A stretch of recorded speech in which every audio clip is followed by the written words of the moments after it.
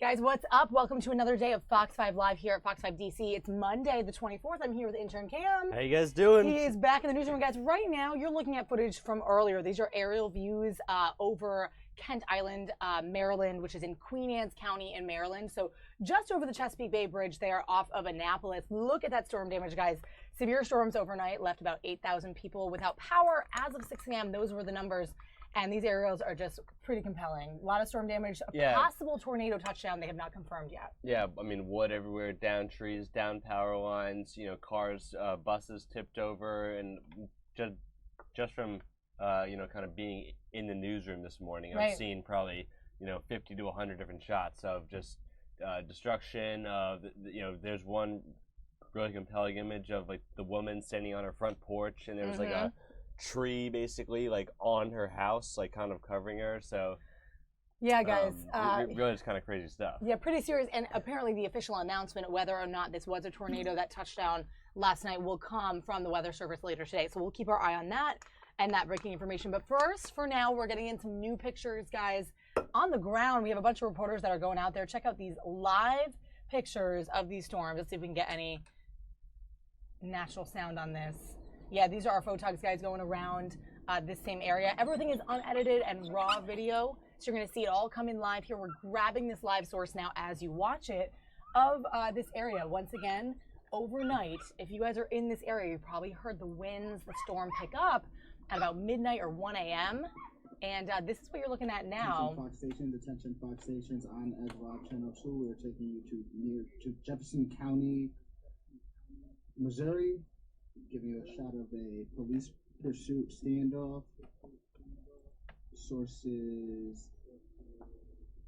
We're just getting a little information in from our Fox box about what's coming up next, guys, but we're going to focus here on this storm damage that happened overnight last night. So Stevensville is actually the town in that county, also was quite damaged on Kent Island. So if you think about it this way, going east into Annapolis, Annapolis is on that mainland. You take that bridge over the Chesapeake Bay Bridge east towards Delaware, but not quite into Delaware yet, and that's where this was. So an isolated type of island, Kent Island, Maryland there, left a lot of people without power. Apparently there was one injury. That person went to the hospital but was apparently released. That's what we're hearing, and we have been getting some live updates from our reporters all morning who've been sent out there to see sort of the extent of the damage and talk to some residents about what they went through. This is live pictures. It looks like they're going through some of the neighborhoods and just checking in. Kind of filming. Lots of damage. As you can see, just cars everywhere. You know, down trees, split trees there on the right. People kind of, and everyone's outside. Everyone's kind of walking around trying to either, you know, fix up their house if they can, clear debris, just checking with their neighbors, kind of see, you know, make sure that everyone's okay and everything like that. And guys, we're just actually getting word in that this is just moments ago taken video and it's being sent back to us. So unfortunately, it actually is not live. Was thinking that it was, but it was just moments ago this morning as they got this information in. So yeah, lots of downed trees in the front yards. And luckily, most of the people they were talking to seems to be a little bit shaken, you know, from the night's events, but we're okay. It's just a ton of damage. Now they have to sort of deal with that, the repercussions of that, and where they go from here. So not something I can remember happening sort of in my lifetime recently. Yeah, no, especially not anything to this extent. I mean, obviously, Right. you know, I've seen, you know, down trees or like a power line messed up or something like that. But nothing. This is it's just chaos and kind of destruction really throughout the entire town. Exactly. And guys, if we switch back over quickly to this footage, I'm going to bring you back to the aerial footage from earlier. Similar, but also sort of a different view. Look at that from right above, that destruction of that home. You just have to hope everyone is okay. And so far, the word is most have been, and there was that one injury that was treated. Excuse me. But again, guys, if you're just joining us, these are after reports after violent storms last night on Kent Island, Maryland, towards the Eastern Shore, so in the Eastern Shore area of Maryland. As of 6:30 a.m. this morning, about 8,000 residents were without power. Lots of down lines, damages to houses and cars, down trees in their front yard. And the Bay Bridge actually was temporarily closed overnight due to these storms. So I heard it. I was woken up by the wind. I knew that there was severe weather, but the places that got hit were, like we said, more east of Annapolis on the Eastern Shore. Back to this other taped video here that's coming in from some of our photogs who are there. They're feeding this back and just going through sort of neighborhood by, street by street to see the damage. There's a pretty shocking image, just a completely destroyed house there.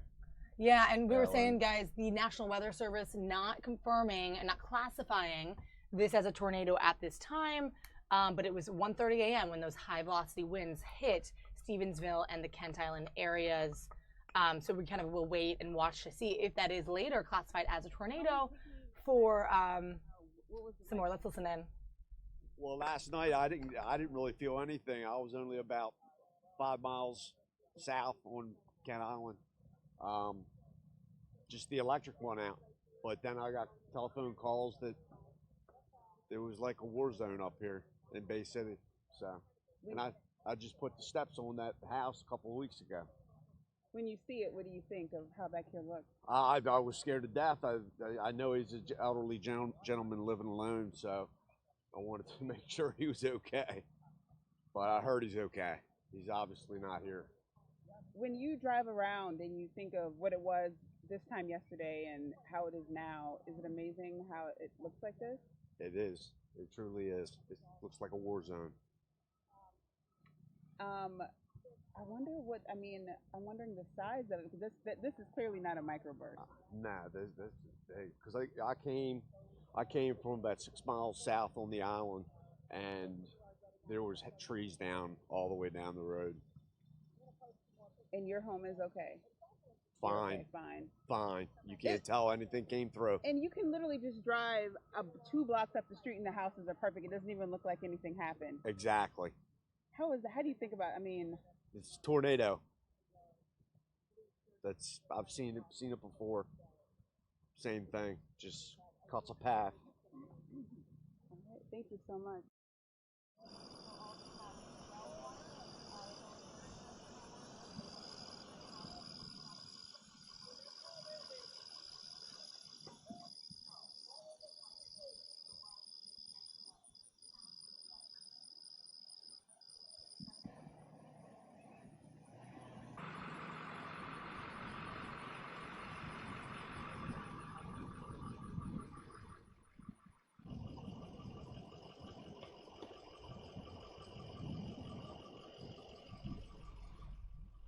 Hi guys, if you're just joining us on Facebook, welcome to the stream here. You're watching video that was shot earlier this morning, really just moments ago, that is being fed back to us here in the digital studio at Fox 5 DC Local News. If you guys are on Facebook or on YouTube, let us know in the comments if any of you are near this area or from that area or know anything about this. Again, this is sort of raw, unedited video that we had from earlier, but these are the images of what it looked like after last night's severe storm. A possible tornado, they're saying, that ripped through Kent Island, Maryland. Now, the National Weather Service has not officially confirmed that it was a tornado or not, but we'll find out more later this afternoon. But you can see just the extent of this damage, tons of downed trees, power lines, lots of damage there on Kent Island. So that's east of Annapolis over the Bay Bridge, guys, if you're familiar with the area in that Eastern Shore area. So lots of prayers, like you guys are saying, going up to these people where we were hearing of one possible injury that was treated at a hospital was now released. So luckily, not as sort of violent and damaging. Yeah. So it's pretty much only we're hearing like property damage. I mean, it's extensive property damage, and there's down trees everywhere, houses that are broken, messed up, destroyed. But thankfully, no harm or very little harm to actual people. Only the one injury, as you said, and they've already been treated. So no serious injuries as far as people go. And I'm going to jump in here, guys, for this interview, so you guys can take a listen. This is from earlier this morning. The storm, or what appears to be a tornado, had swept across. Of course, it landed and hit this house in particular. On the other side of 50, the power lines, major power lines are down. In some cases, the poles were either uprooted or the metal poles were bent in half. So there's extensive damage, but you can see where it swept across a lot of the trees, and a number of homes and businesses have been affected. What are people telling you, the ones that you've spoken with? They feel lucky. They're pleased the fact that no one has died. There was one minor injury, and we know that gentleman has been released from the hospital. So most people feel very fortunate. But it was very scary at the same time. And a number of people I spoke to, they were very appreciative, as we are, with the first responders, the locals, as well as the outlying counties that came in to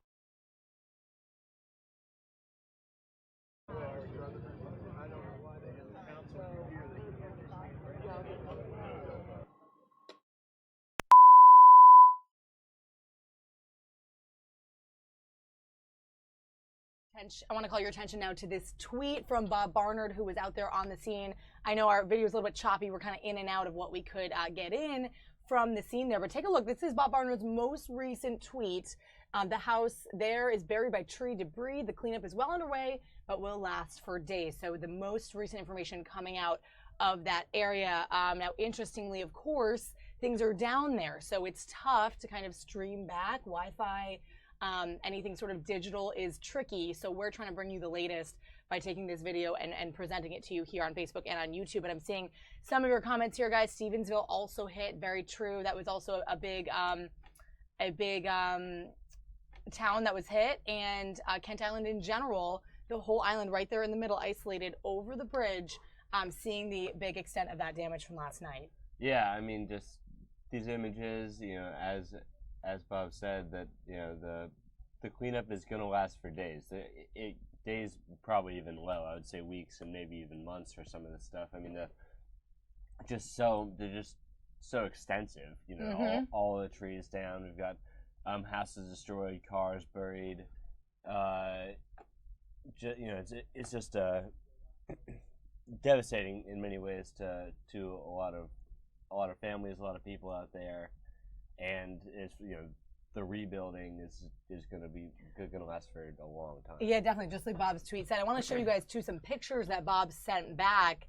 These are pretty compelling. Take a look at these. Just kind of, I'm going to scroll through them so you can see, but really close up, and they're pretty detailed here. Just on the streets there. Look at all that tree damage, parts of debris, just panels from cars and everything, and yeah, dealing with a little bit of a digital crash here in our system. But guys, stay with us for more coverage. We're going to keep you guys up to date as we can get some feeds in. I know it's going to be tricky coming from that area.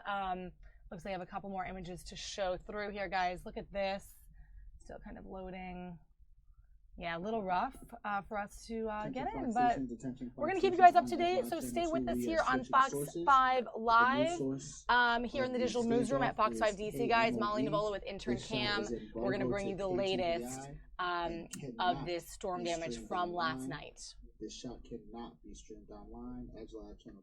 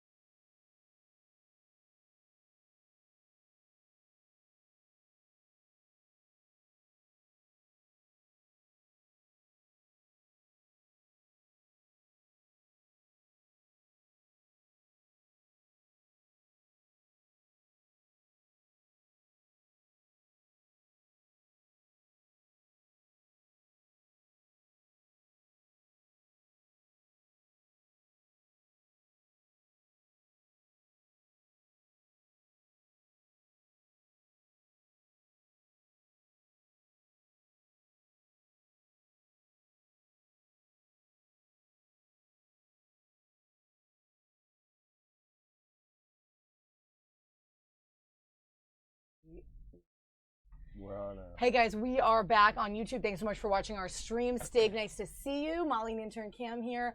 Obviously, we're dealing with some really tragic storm damage coverage from last night in Maryland, but for now, our feeds are down. We don't have any digital images that are coming into us. It's been pretty tricky with the weather and with the Wi-Fi and just gathering that stuff. So we're gonna actually go over to Missouri, guys, over to the Midwest, where there's right now a standoff, a car chase. Yep, car chase standoff. In Jefferson City, Missouri, Jefferson County, rather. Let's go over there for some live coverage of that. Jefferson County, Missouri. Take a look. Attention, Fox Station.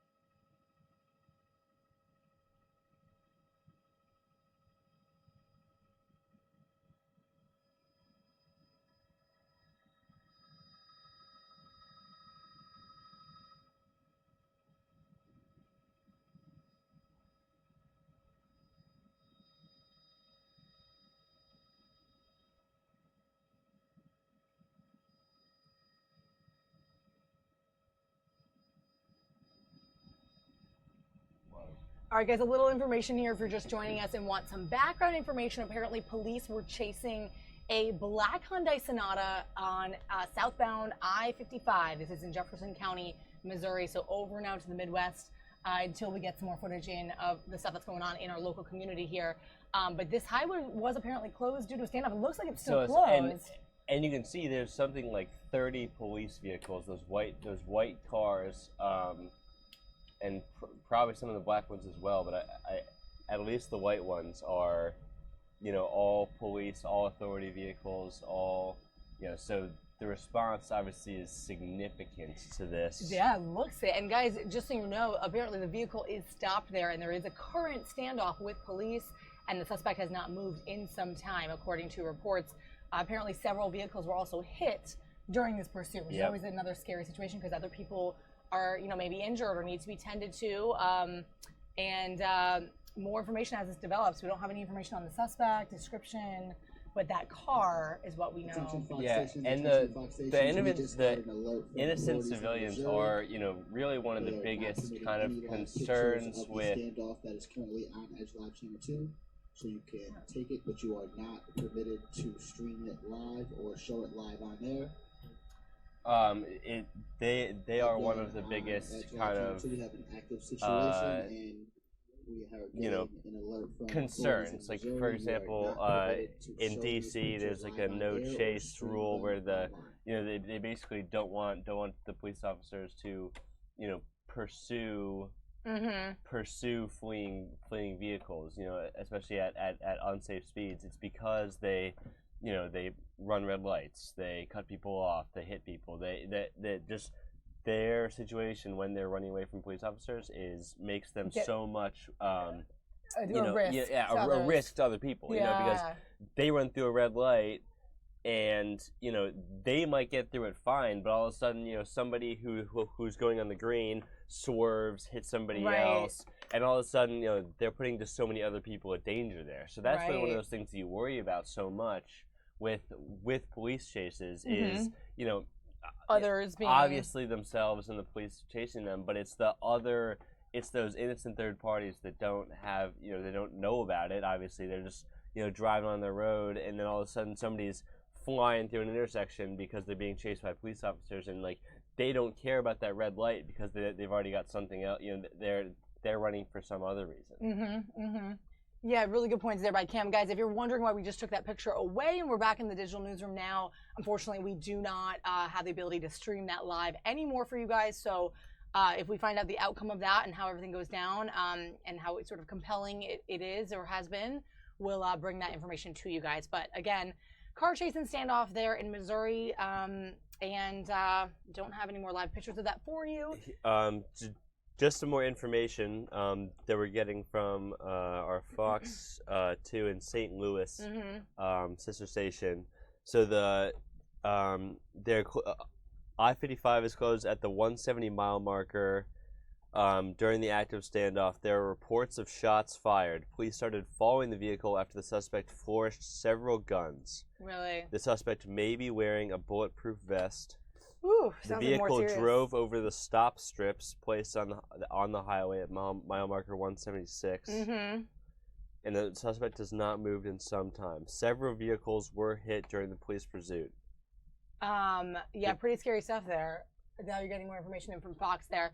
Yeah, guys, unfortunately don't have the live pictures for you, but it is looking like more of a serious situation with some SWAT team members and whatnot. So we'll kind of see what becomes of that. Thanks for watching, guys. Nice to see some of the viewers. Stig, My Fat Fanny, hey. Me and Cam, Molly and Cam in the house on another Monday, guys. We're going to be bringing you live news and breaking coverage as we get it in. And there's a mix of stuff in today. Like I said, we're going to continue to watch for some more storm coverage and whatnot for you guys in Kent Island, Maryland. That's where overnight storms left a lot of severe damage there in the Eastern Shore area of Maryland. We're going to see what kind of live picture we can bring back for you guys. A little rough right now because it's tough to get situated, but we're going to bring that to you guys as soon as we have it. So stay on the stream for more. And yeah, we're still working those two stories, like Molly just said. That the images which we had for you a couple of minutes ago after that possible tornado touchdown in Maryland. That's just those are they're breathtaking, really, in many ways. Just the destruction, the damage that came from the storm. Definitely. Like Kim said. And hey, nice to see you guys on from London. That's cool. Always to have some European across the pond viewers, guys. We're bringing this to you guys in Washington, D.C. live in our newsroom. So we'll be covering the breaking news, guys, as it happens. Take a live look at our Capitol Dome today on this gorgeous, hot summer day in Washington. We're going to find more of this storm coverage for you as we get that in. We're still efforting that kind of stuff. Still efforting. A couple reporters sent out there to gather that stuff for us, so we'll be monitoring that as well. And just kind of hitting the breaking news of the day, guys.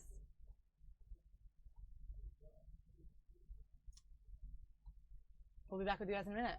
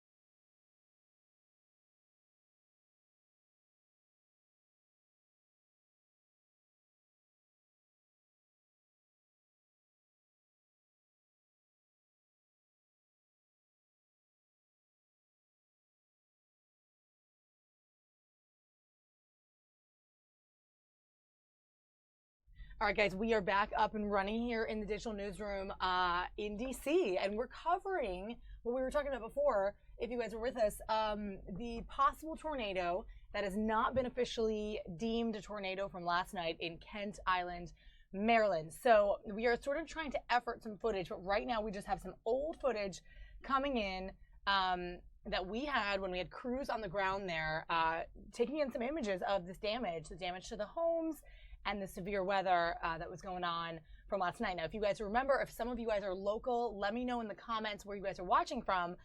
You might have heard some of those winds pick up around midnight, 1 a.m. last night. I know I did. Did you, Cam? Yeah. I mean, it was you know, not obviously nothing to that extent, but it was windy. It was a little rainy, like stormy. You definitely tell that there was weather in the area. Yeah, guys, and just while we have this, we're going to bring in right now the volume for this press conference that was earlier this morning, some updates about that damage. Center, and as soon as we know where that is going to be and when it is open, we'll let you know. But we do have an influx of family trying to meet their family in Bay City. Again, do not travel down Route 8 because you won't be able to pass into the Route 8 corridor unless you can verify that you have a residence down here. Power situation, we still have about 8,000 residents out of power currently. And again, 2 main transmission lines were taken out by the storm, and the power company is telling us it's going to be a significant amount of time before the power is restored. I guess I can open up for questions. So I see that some of those chopper pictures shows a house demolished, and then the townhomes seem to be out of commission. Is that something which Salvation Army is going to come in and help, or Red Cross? Who's helping those people? Well, right now we've got the Red Cross is on site. They're actually at our shelter. So if anybody needs housing relocation or assistance with that, they can go to our shelter, and the shelter locations are where the Red Cross will be able to assist them. Can you summarize again the extent of the damage? You're probably seeing more of the damage than we are from aviation. I have not personally seen any views of the exact damage, but we are told that there are numerous homes that are partially damaged.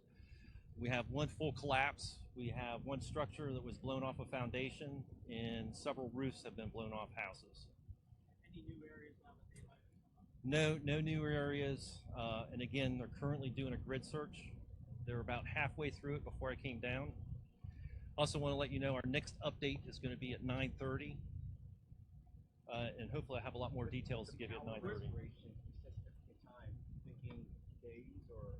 Right now, I cannot even give a good guess on how long.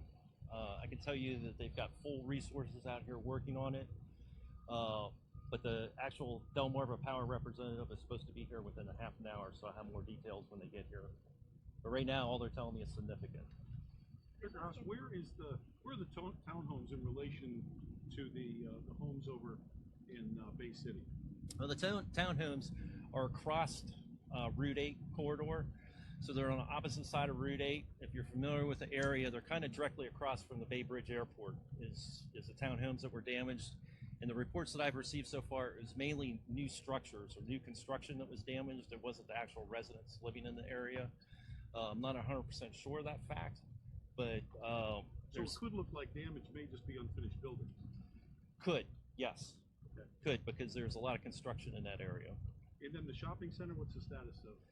The last I heard with the shopping center was that there was numerous storefronts that had windows blown out from wind impact, but again, we've had no reports of injury in that area and nothing totally out of service in that area.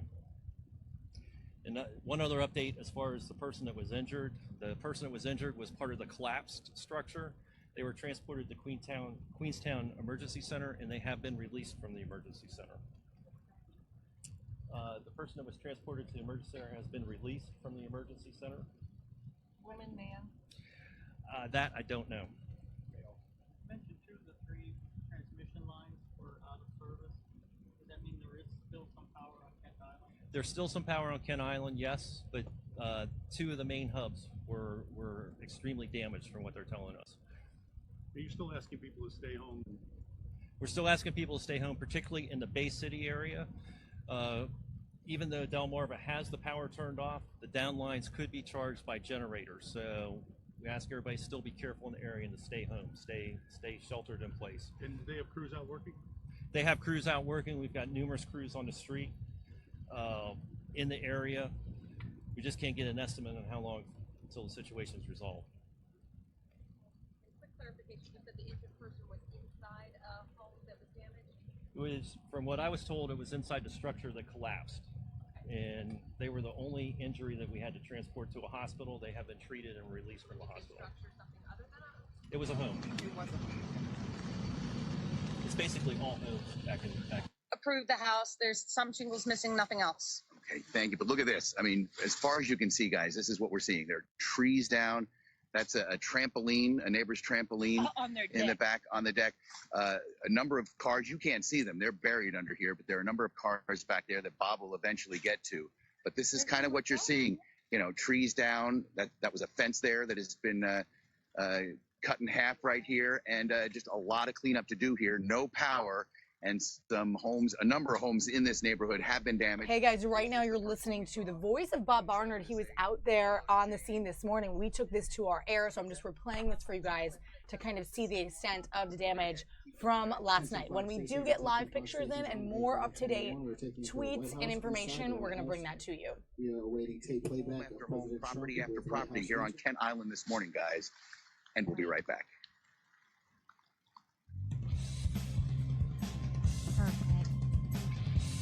Washington area Toyota dealers, on-time traffic. That's great.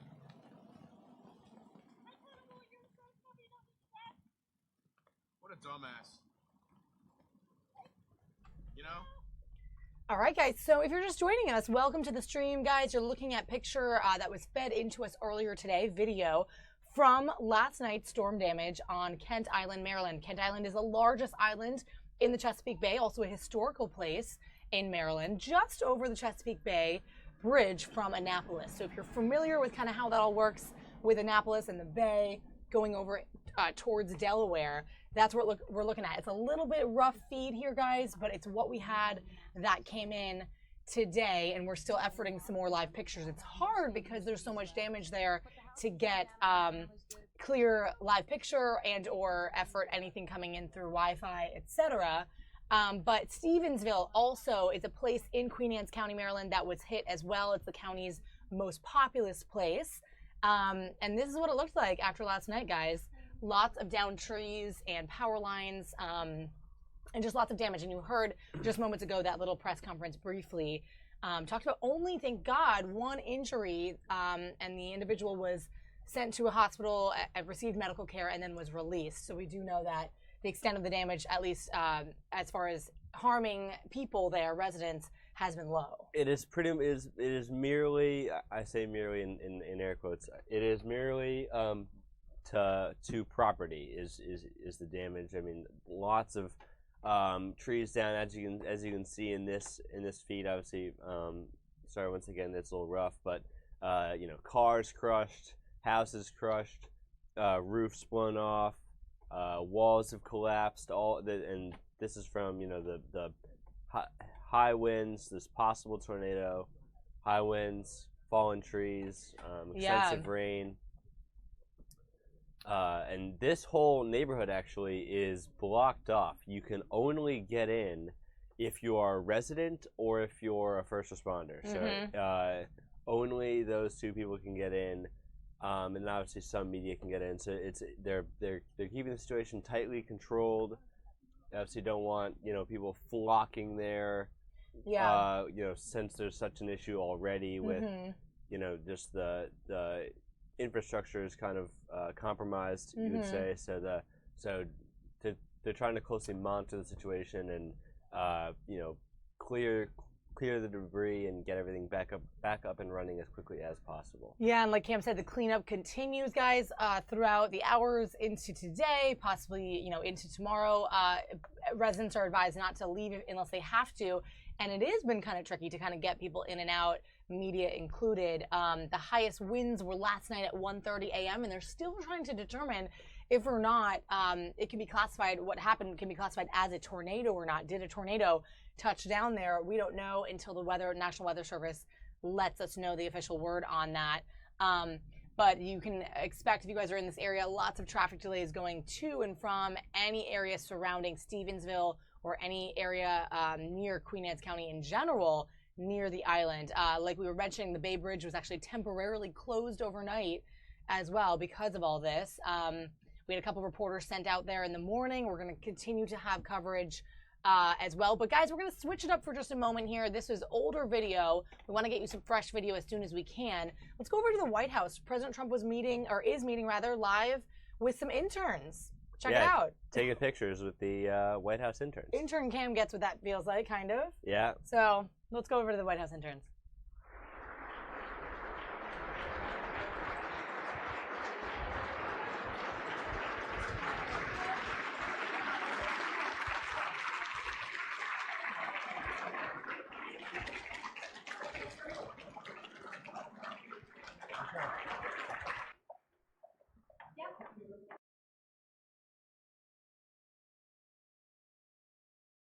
Guys, we're going to get this tape replay of this. Let's go back there.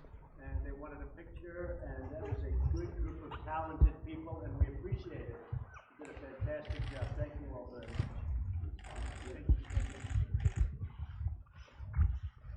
Mr. President, should Jeff Sessions resign?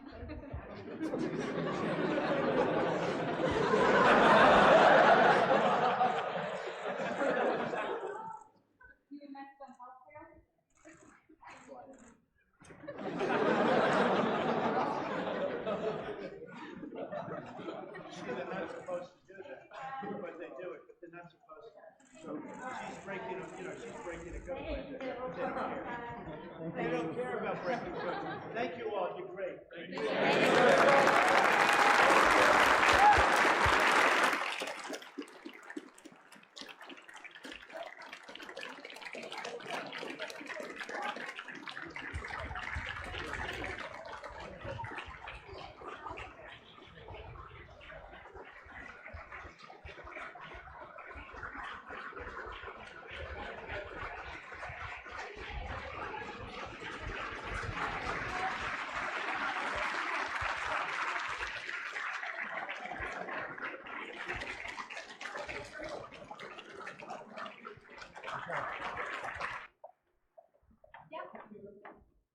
Okay, everyone else can start walking.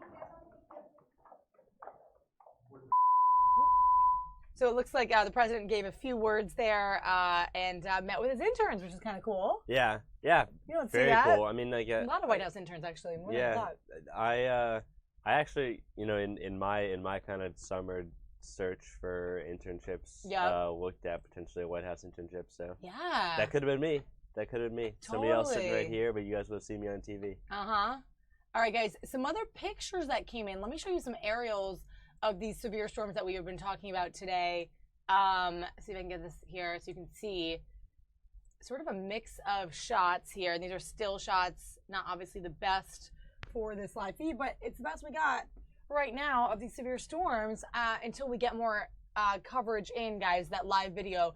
But check it out, these pictures. All right. Yeah, not really working for us today. Okay. So unfortunately, we don't have those still pictures, guys. We're going to look for some more live video for you guys of the storm, wait on some of our reporters there. Still, we have going on that live sort of standoff car chase in Missouri. Unfortunately, no picture for you. So we aren't allowed to take it live, but just kind of I can describe to you what I've seen. So since we last cut out, remember there was that black sedan pulling off on the side of the road. There are bullet holes kind of covering this car. Reports of shots fired. So since then, a heavily armored truck of some sort, maybe FBI, SWAT team. It's kind of hard to tell exactly what. But heavily armored black truck has pulled up directly in front of the sedan, and they released some kind of remote operated robot, which used a kind of extendable hand to break down the driver's side window. So the window is now gone. They've retracted the robot since then, and we're obviously unsure if they're communicating. There is still a person sitting in the driver's side Hard to seat. see, and we're not It's sure. hard to tell. What's We're up not with sure him exactly. or her. We're not sure. On as far as any updates as to who they are, their status at the moment, if they've made contact. But there's currently just the person sitting in the driver's side seat, the window's gone, and the armored truck with people inside it, with officers inside it, just sitting right in front. So they, I assume that they either have made or are trying to make some kind of established communication with the person who was on the run, with the suspect there in the car, and obviously we'll keep updating you verbally, and hopefully we can at some point show some more of this footage to you going forward as more developments come in. But that is what we've had so far. Yeah, and these run-ins are, and sort of standoffs and chases are somewhat common. We get them sometimes and bring them to you live. Also quite riveting and also pretty raw. We don't really know how these are going to end up. Some of the most and what could happen. Some of at least my personal my favorite type of content to bring you guys, just because it's very riveting. As you see, you never know what's going to go on. Lots of action, just kind of where I exactly. Like to be. So we do have to even say for a lot of these, viewer discretion is advised. We don't know how this is going to end up. You don't know how it's going to happen. Yeah, obviously, it's a people could be very, very unpredictable. Just the nature of the crime in itself.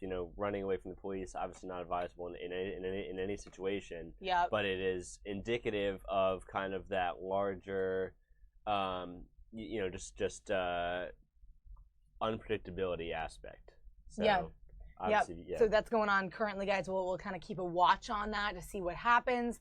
We're still waiting for some more footage for you guys of the storms. We know that a lot of people aren't going to really have TV ability to click on, electronically with TV. So we'll be monitoring their digital news, which is us, to keep abreast of what's going on in Kent Island, Maryland. So again, just sort of waiting for more footage to come in that's clear that we can bring to you with that. So let's change gears just briefly for a second and go to the entertainment route. I saw Dunkirk on Friday night. So excited to see it. Kevin McCarthy, our entertainment reporter, raves about it, says it's his movie of the year, 5 out of 5. And he had an opportunity to speak with director Christopher Nolan last week. He was so stoked to do so. And I saw the movie Friday. It was really great. Just like he said, really like breathless moments and just nonstop action. So check out this cool interview of Kevin with Christopher Nolan while we take a sort of midway break and try to find some more stuff from the storm damage for you guys. As well. Thank you for this masterpiece. It's one of the best films I've seen ever in my entire life. I think the 70mm IMAX experience is the most immersive experience I've ever had in a movie theater, ever. Wow. I wanted to talk to you. I was blown away by the 3 timeline structure. Do you mind just for my audience explaining how the timelines worked out with the 1 week, the 1 day, the 1 hour, and how you decided to intercut them the way you did? Well, we divide our story into land, sea, and air, so that we can stay in a very subjective mode of storytelling, really immersive. But by cross-cutting these different timelines that will run at different speeds, we sort of build up a bigger picture of the events for people who don't know the story of Dunkirk, which I think is a great story. So we have one storyline that takes place over a week, and that's the guys on the beach there. We have a civilian boat coming over to help with the evacuation, and that's 1 day. And then we have a Spitfire pilot dogfighting in the skies above the beach, and that's about an hour of flying time that we have over the beach. Now, I think one of the things you do so well is practical in-camera effects, and I've been following your work forever. When you took that 18-wheeler in The Dark Knight, you had the 100-foot spinning hallway in Inception. I was nerding out beyond belief. What was the hardest practical effect to pull off here in Dunkirk? Gosh, what do you think is the hardest? Gosh, it was all so hard. I mean, I would say that each different timeline actually had its own challenges, I would say. I mean, the planes were obviously very difficult. Then the boats were really, really hard because, everyone was out on them all day, every day, and the weather was crazy. And sinking. The sinking them was... Yeah, how many ships? 4. We had to sink 4 ships. Oh my gosh. James Cameron only had to sink 1. We had less money, yeah. No, I think that was a huge challenge. I mean, we never worked with boats before. And there was a lot when you've seen the film, you understand there's a lot of mechanics to do with boats and movement of water and sinking and so forth. But yeah, that was the biggest challenge for me. It set the water on fire too. I mean, you know, the more I think about it, the more I think that yeah.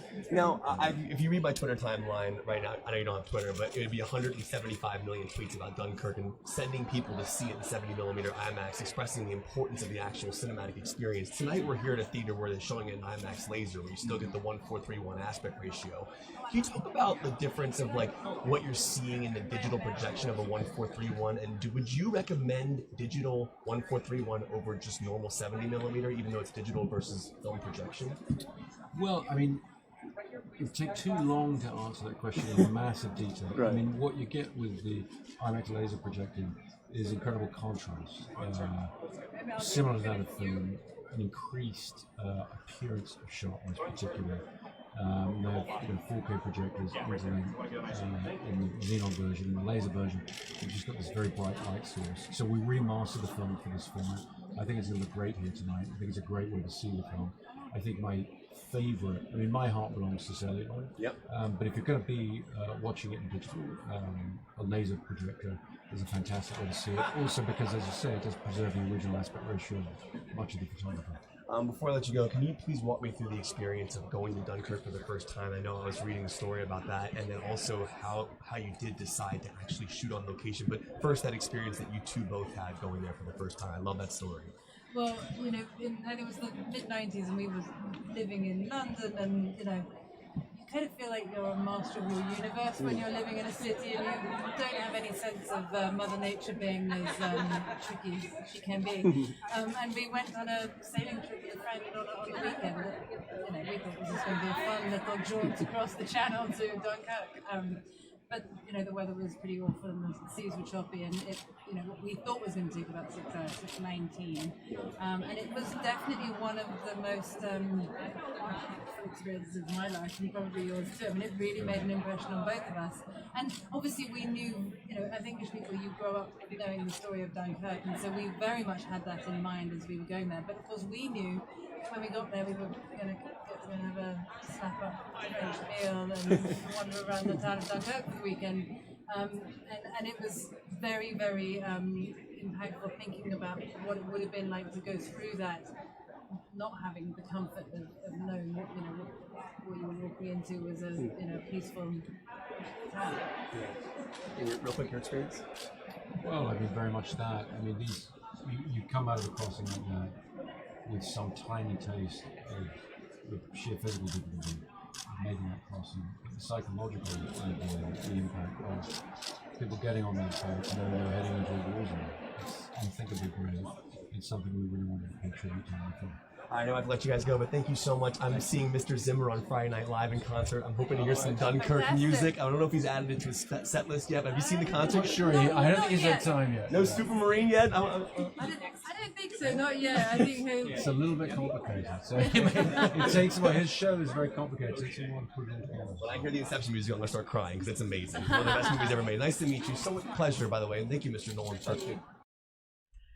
So there you go, guys. The interview, Kevin McCarthy with Christopher Nolan and Christopher Nolan's wife. They're on the red carpet. Kevin's been nerding out about Dunkirk for the last weeks. Yeah, I and mean, raving about it. I love hearing interviews and stuff when, like, you know, you can tell just how passionate Kevin is about movies. Like, you know, he would say it too. Like, he totally geeked out in that interview. Oh, like, yeah, you know, he uses those words. Some of the stuff I was like, I don't even know what we're talking about anymore. But like, Yeah. but like, you know, just his passion is so evident that makes me love that interview like way more than you know, if somebody had asked all the, you know, all the right questions maybe, and like all the questions that like maybe I would understand. But there, you know, there's something almost like just kind of fun about knowing how this expansive the knowledge is for something like movies. Oh, totally. And Kevin, again, been raving about 5 out of 5 for Dunkirk, loving it, and gave me some tips to go watch it myself. So I went Friday night to the IMAX, Smithsonian Air and Space, which was so cool, and had a really great time. Packed theater, really on the edge of your seat, breathlessness throughout the whole thing. And he's right, the Hans Zimmer score, which I'm a big music person, and scores, I feel, really drive films for me. And this one truly, in every sense of the word, drove the film in every moment. A lot of different components to it, a lot of elements to the score. So definitely a really interesting watch, guys. Just a little entertainment break to break up our news today. But back to the big breaking news of today, guys. We're getting in a little bit of breaking information from Maryland Transportation Authority and local law enforcement talking about the emergency plan with the Bay Bridge. So if you're just joining us, as you know, there's been a lot of damage on Kent Island, Maryland this morning after some midnight to 1 a.m. storms ripped through. They're still trying to determine if there was a tornado involved. But right now, there's a lot of emergency plans. There is a main emergency plan in effect in that area, and they're trying to clear out those traffic jams going into Stevensville, which is the main sort of town that got hit on that island. So if you kind of think about it this way, geographically, Annapolis, part of the mainland, and then over the Bay Bridge, Chesapeake Bay Bridge, onto that sort of isolated island is Kent Island. That's what got hit the most, and we're bringing you some earlier footage of that. We are waiting on some more updated stuff to come in to see what the damage really looks like there as we get more sort of from our reporters who are out there. Apparently the lieutenant governor was out there as well, touring the damage and talking to people. He commented that people are thankful for their lives and the efforts of the first responders, and we were saying that, we were commenting that ourselves. People, luckily no reports of deaths right now, which is crazy. Yeah, I mean, because for all those, for every tree that fell, somebody, fell in a house. There are so many, pictures we've seen of houses crumbling, crumbled in places, or cars, crushed, or all it takes is one tree to fall in the wrong place, and over somebody's bedroom when they're asleep at 1:30, or something to fly through a window. It's with high winds, with heavy rain, with trees falling. All it takes is one unlucky break, and all of a sudden somebody can be seriously hurt or even killed. So the fact that out of all the for every tree that fell, none of them fell on a bedroom or on, or trapped somebody inside, or things like that. I know, it's really hard to believe. That's so fortunate, so obviously we're so thankful for that. And hopefully that we don't get any new breaking news or anything like that. In regards to personal safety. Yeah, exactly. And like we were mentioning, we'll be bringing you as much live coverage and footage as we can of that. But before we kind of try to go back to that, let's go over to this, guys. Happening right now in the bottom right-hand corner of your screen.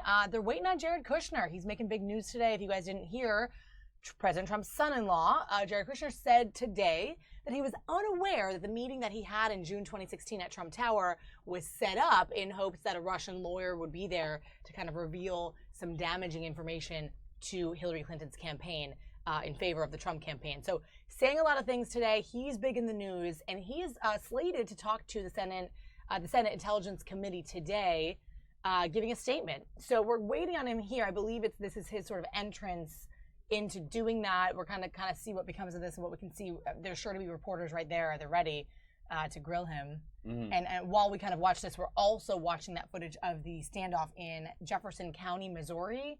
If you guys have been kind of listening in on that, we're trying to give you the play-by-play update. Looks like SWAT team is surrounding his car now. Yeah, they're now, I've counted 14 officers who are now surrounding the car. Wow. And it looks like trying to break into the trunk. So they must have some kind of word that there's something in the trunk, either guns, weapons, or I don't want to just sit here and speculate, but they are currently trying to break into the trunk, and it seems like the suspect is still in the car. I can't. That's tell what that I was for wondering sure. too. We don't know the status of the suspect I can't either. totally tell. So but they're standing around. They're not on edge or anything like that.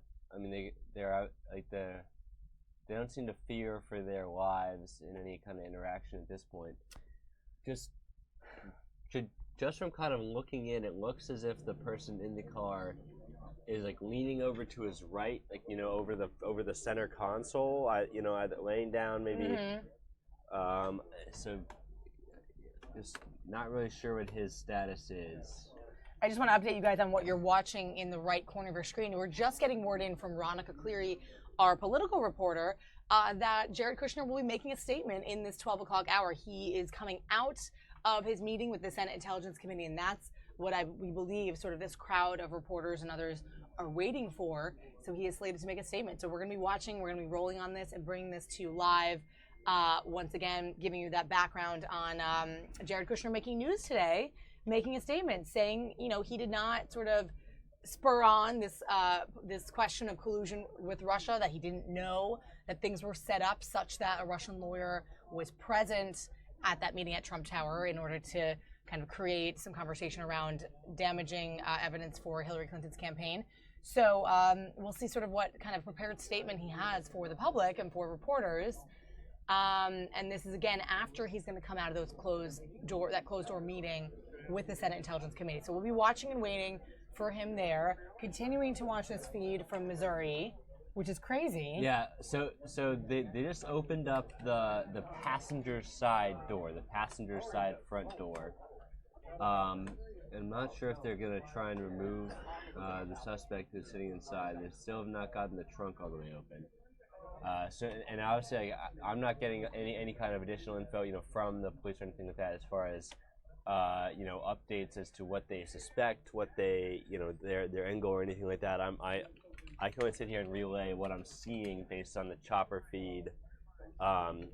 We have a chopper up in Missouri, so I'm just relaying what I see visually, and hopefully, as we get more reports and maybe a statement later, we will bring that to you guys. Yeah, we're going to continue to watch that, guys, and just kind of watch the stories that have been being updated on that scenario, guys. All right, stay with us as we watch and wait for Jared Kushner to come out and speak. We'll also be continuing to follow the storm in Maryland. Yeah, we'll be back with you guys shortly.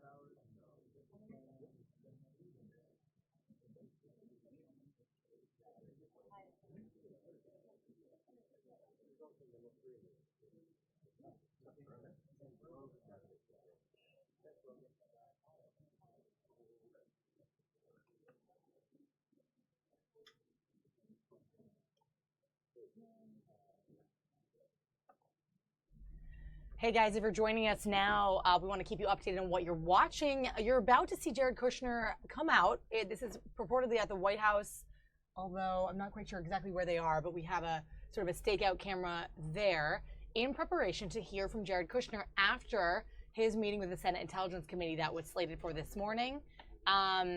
Also, we're hoping that we're efforting some audio issues on our YouTube live stream right now. If you guys are having issues, very, very terribly sorry about that. We're trying to work through that as we do have some kinks in the digital system here, but trying to work it out so you guys can listen in and hear what is going on. We're going to try to bring you all the updates, all the breaking news, live coverage, live sources from around the country so you can stay up to date with the live news today. I'm Molly Nevola here in the newsroom with Cam, intern Cam. He's looking up some information on what's coming next. As you can see, you probably clicked on us to see some of the storm coverage. We are following that as intently as we can. Right now, no new pictures coming in from that, except for what we had earlier this morning, guys. So now I wanted to bring you this live picture as we wait for Jared Kushner to come out and speak. So, you know, we watch and wait. He's supposedly going to speak in the 12 o'clock hour, and we'll go from there to see what he has to say to the press. And this should be interesting, as we've been reading about, you know, the breaking news that came out this morning that Jared Kushner said he was not aware that the meeting he had at Trump Tower was intended, set up in the hope that a Russian lawyer would be there to provide the campaign with some information about Hillary Clinton's campaign that would be damaging to her run. So this is all quite interesting, and like we said, he's giving that statement to the Intelligence Committee now, and we'll see what he has to say to the public.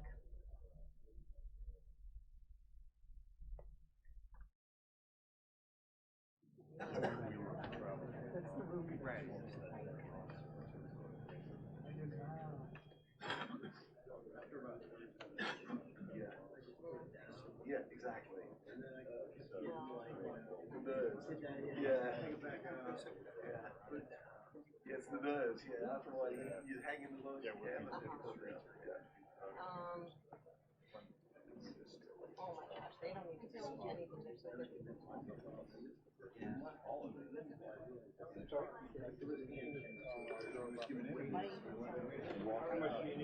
I just need a little bit to this.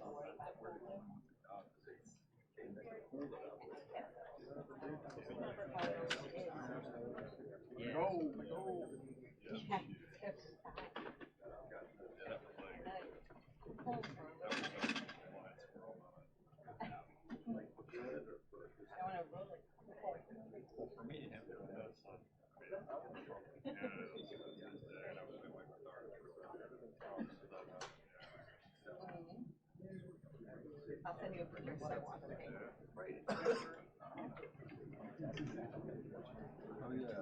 Really? What?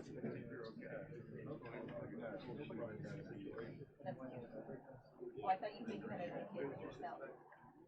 You haven't been there. Oh, I know. Yeah,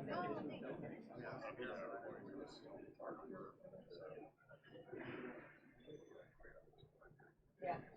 No, just the same one. Before that? Yeah. Yeah, I have an idea.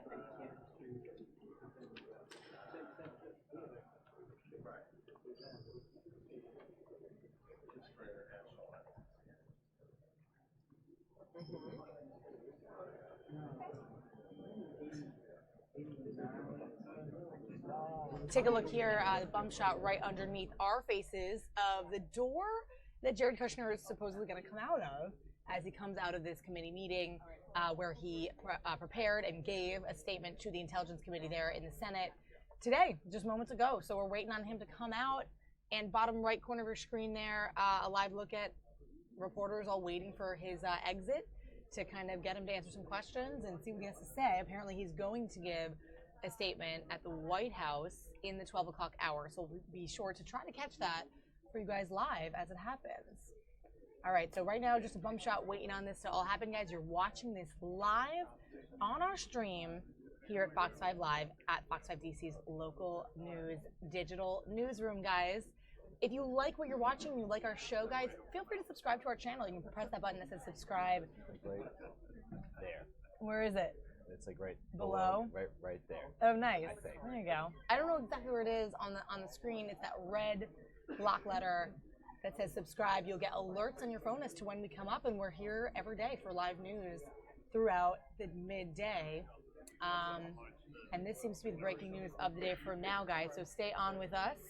And once we have more picture of the storm coverage, the storm damage from last night, Kent Island, Maryland, we'll bring that to you as well. We've been covering that for the morning. So. Yep. Anything breaking that comes our way, we're going to pass on to you.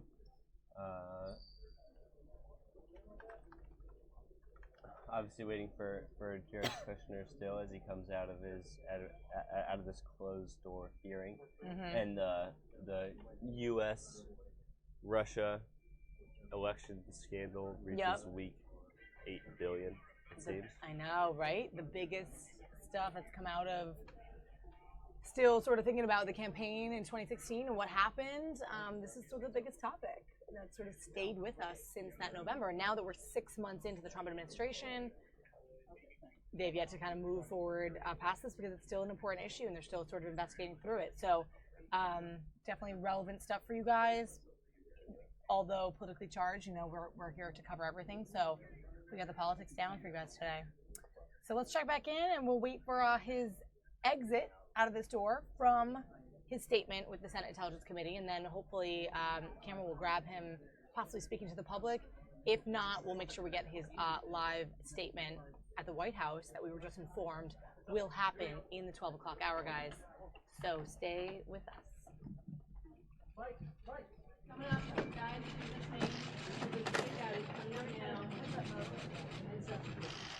Coming up now, guys. Coming up now. Yeah, coming up now.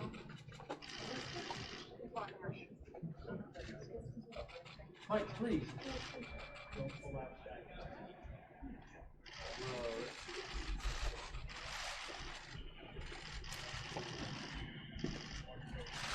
Mr. Kushner, will you take some questions from reporters? Mr. Kushner, do you have a statement for reporters? Mr. Kushner, how was your meeting? Mr. Kushner, what do you ask?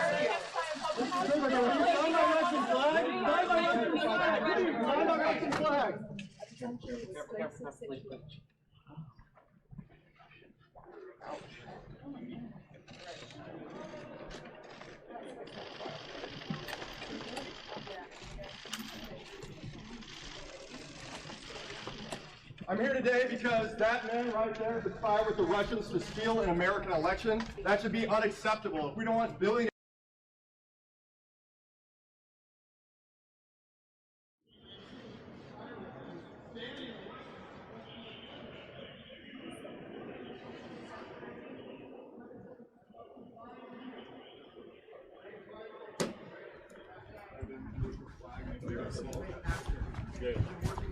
He was in our whole stakeout.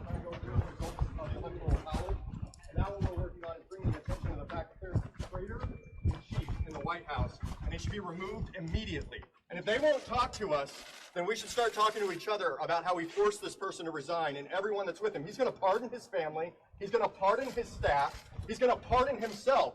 When will Congress act? Did you read his statement today? I did read his entire 11-page statement, and I think he's a liar. And everyone who reads that statement knows he is a liar. He is communicating through secret back channels with the Russian agents of the Russian government. We all know it. Why does everyone in the White House have all these connections to Russia? Why isn't it like they have some connections to Switzerland or Germany? They all have connections to Russia. Why is that? Is that just a coincidence? Do they think the American people are that stupid? Because I don't.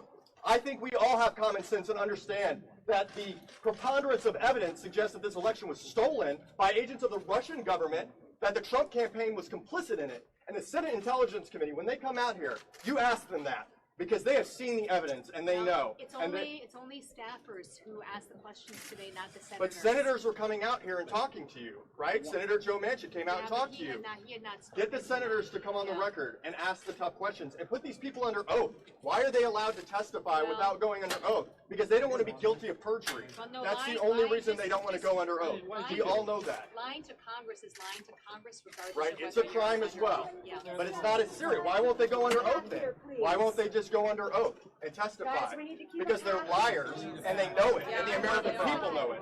Why did you feel it was necessary to stand here among the media, though? I got as close to him as I could get. Sir, what's your name, sir?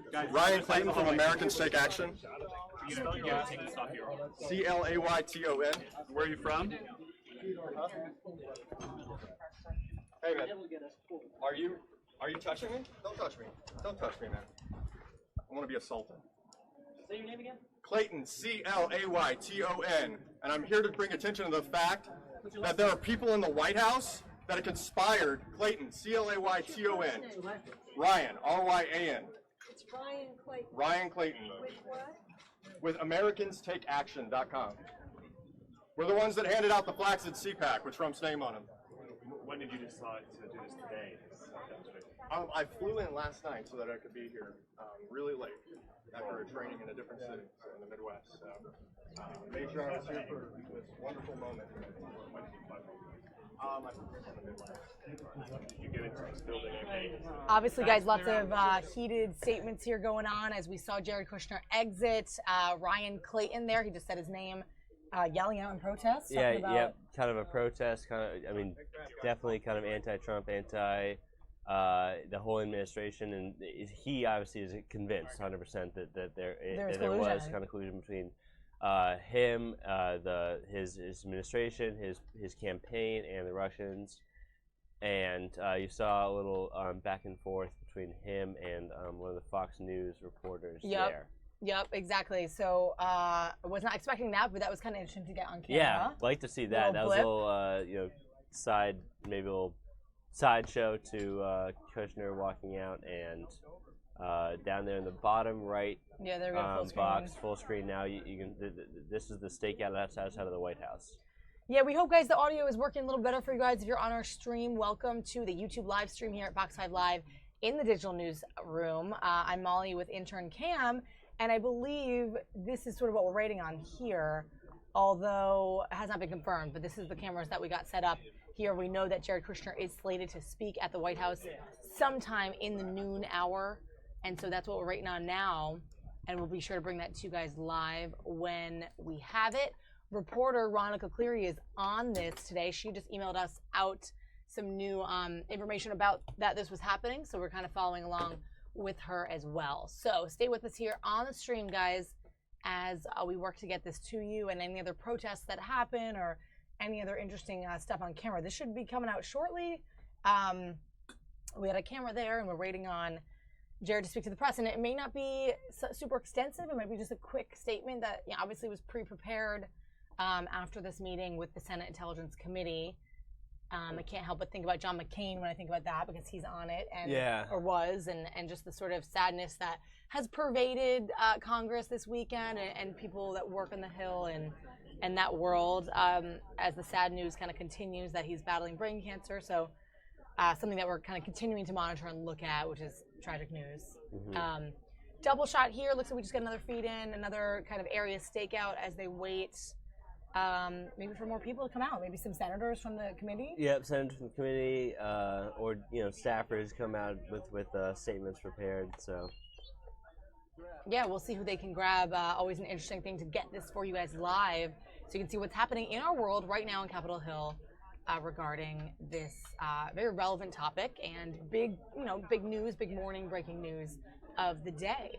So stay with us. We'll keep this split shot for now and see what we can get next as we wait for Jared Kushner to bring his prepared statements to the press, coming up very shortly.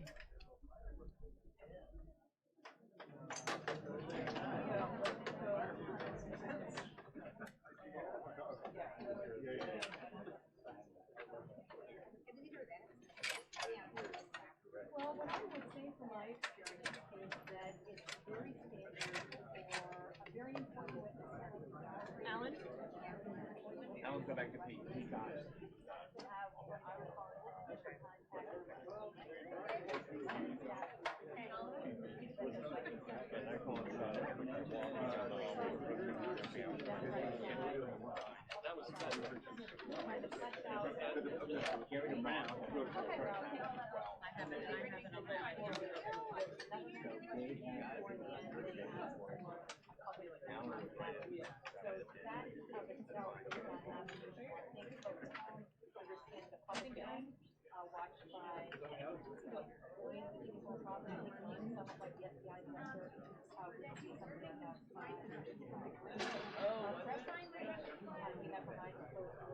You're welcome. Told you to come out when I left.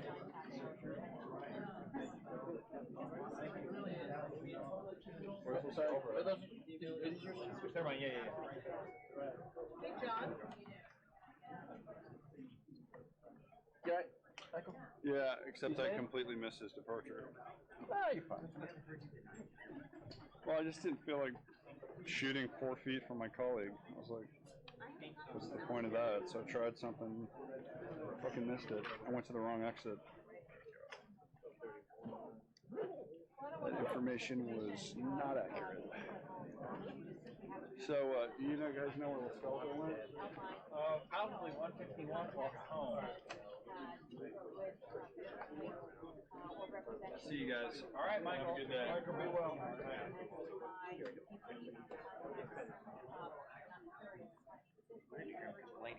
I didn't hear that, Ellie. You did that?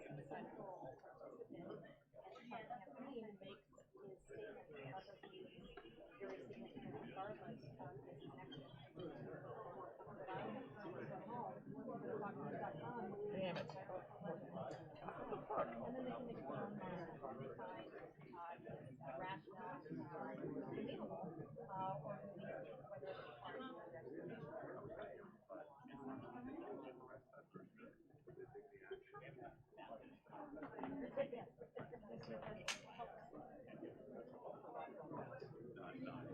If I'm over there,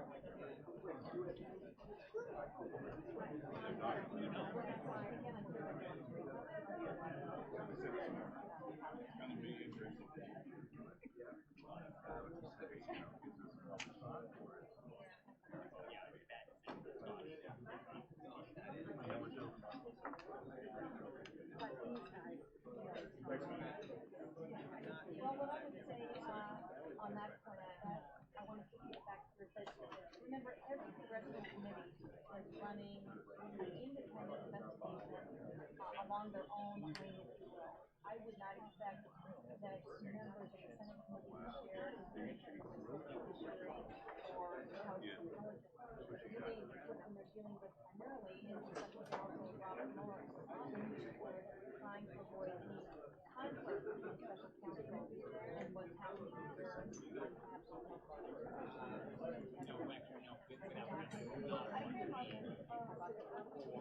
Yeah, can you still hear me? Yeah, that's a punchable little guy.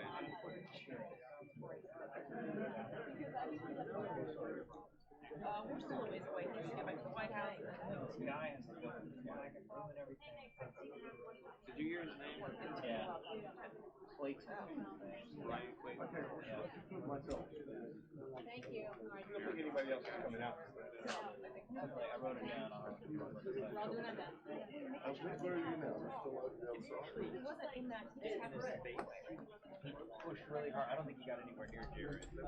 Hey guys, if you're just joining us, just checking in with you guys here on the stream. We're waiting for Jared Kushner to come out, bottom right of your screen here, outside of the White House, following his questioning by Senate Intelligence Committee members, probing the whole Russian interference situation with the 2016 election and any possible links to the Trump campaign with that. So we're waiting and watching for him to come out and address that, and we'll see sort of how it goes. If it's short and sweet, or if it answers any questions that we might have. This is sort of big news today, and we've been reading it. I woke up reading these headlines, and now it is the official word that he's going to speak outside the White House. So that's what we're waiting on here. Upper left right now, it's just sort of a stakeout with press I believe they're kind of waiting for some of the Senate Intelligence Committee members to come out. Yep, and we're not sure if anyone's actually going to come out, but that's just kind of the, it's sort of like a just in case. We want to give them, obviously that would make news if they did, so we're always ready for it. Mm-hmm. So we're waiting along with you guys, and we want to thank you guys for watching on the stream. If you're new, welcome to the show. We bring you guys live news sources every day and a variety of topics. Whatever's breaking comes first, and wherever we have our main sources. So that's what we got going on here at Fox 5 Live, and we want to hear from you guys too. I'm curious where you're watching from, and if you have any comments or questions, please do feel free to chat us up in the live chat on the right-hand corner of your screen in that box, and we'll answer whatever you got going on, hoping that the audio is working a little more clearly for you guys now as we go into this next portion of our show. Guys, we're going to continue running into the early afternoon as the live events would dictate it, and we'll be coming up next with this statement from Jared Kushner. So definitely a big talker. If you have any thoughts on it, let us know, and we'll be here to answer your questions, guys.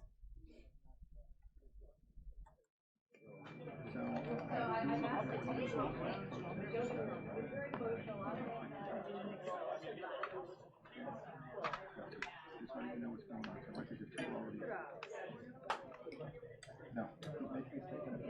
Thank you.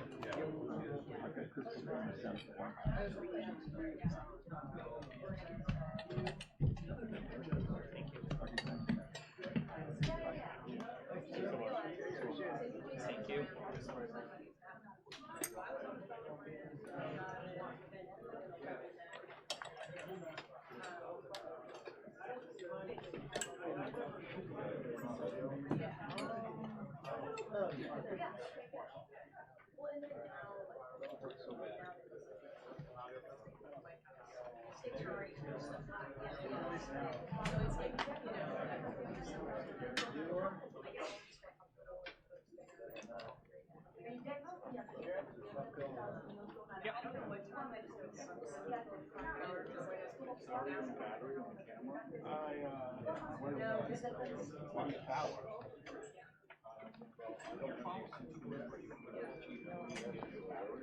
Hey, will you look at that backpack for me, brother? Thank you.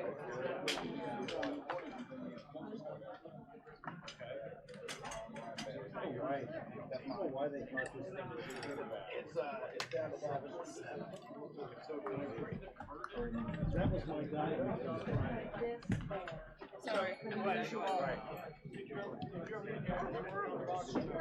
I haven't dialed it because they didn't want to.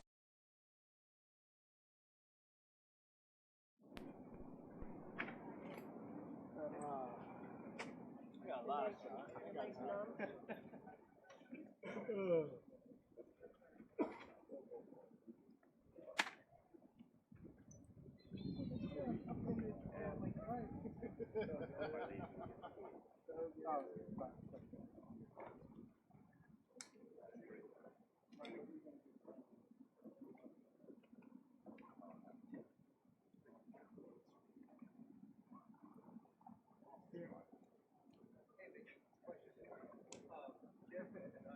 I asked Mary. I don't think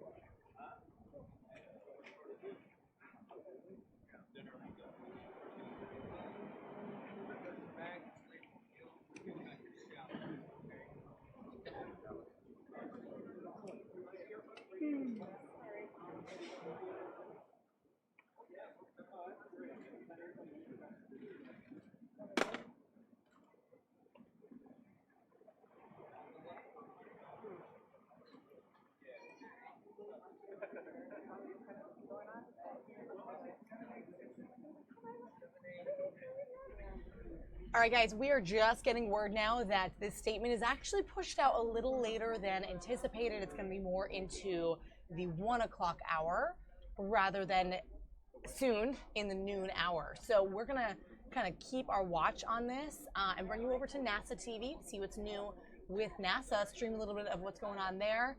I had a chance to go to the Air and Space Museum on Friday. It kind of rekindled my interest in NASA to see those sort of jets overarching in the museum. Really gorgeous site, and we always try to bring you the latest with NASA TV. So let's go over there and listen. I'm going to split shot it here with the outside of the White House so we can watch and wait in case this comes up faster than we thought. Let's listen into NASA TV, guys, and then we'll be back with you guys shortly with Jared Kushner's statement outside the White House. Lifetimes, we're going to see that. It sounds like a high-tech air mattress. So hopefully they will stay inflated a lot better than those air mattresses do. All right, let's talk about life aboard the ISS and eating. It seems as if, playing with your food is not only acceptable, but encouraged on the space station. I saw you playing around with some pudding. I saw your version of burgers. Tell us a little bit about the food. It seems like it's come a long way from space ice cream, or do you guys still eat that, the hard stuff? Well, it's just fun. You just can't help it.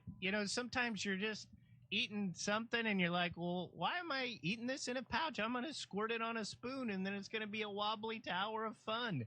Why not? We're up here and you get to it. It's interesting. All the playing around with food I did the other day. We were working this experiment with capillary structures, and it's basically a new system that you could make a CO2 scrubber with no moving parts.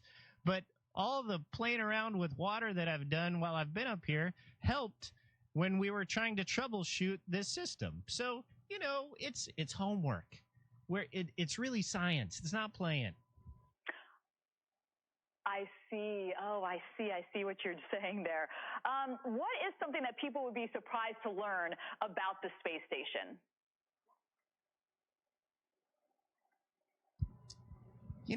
I think just how much we have up here going on every single day. It's kind of cool because I'm standing on the floor, but I can stand on the wall, or I can stand on the ceiling, or I can float in the middle.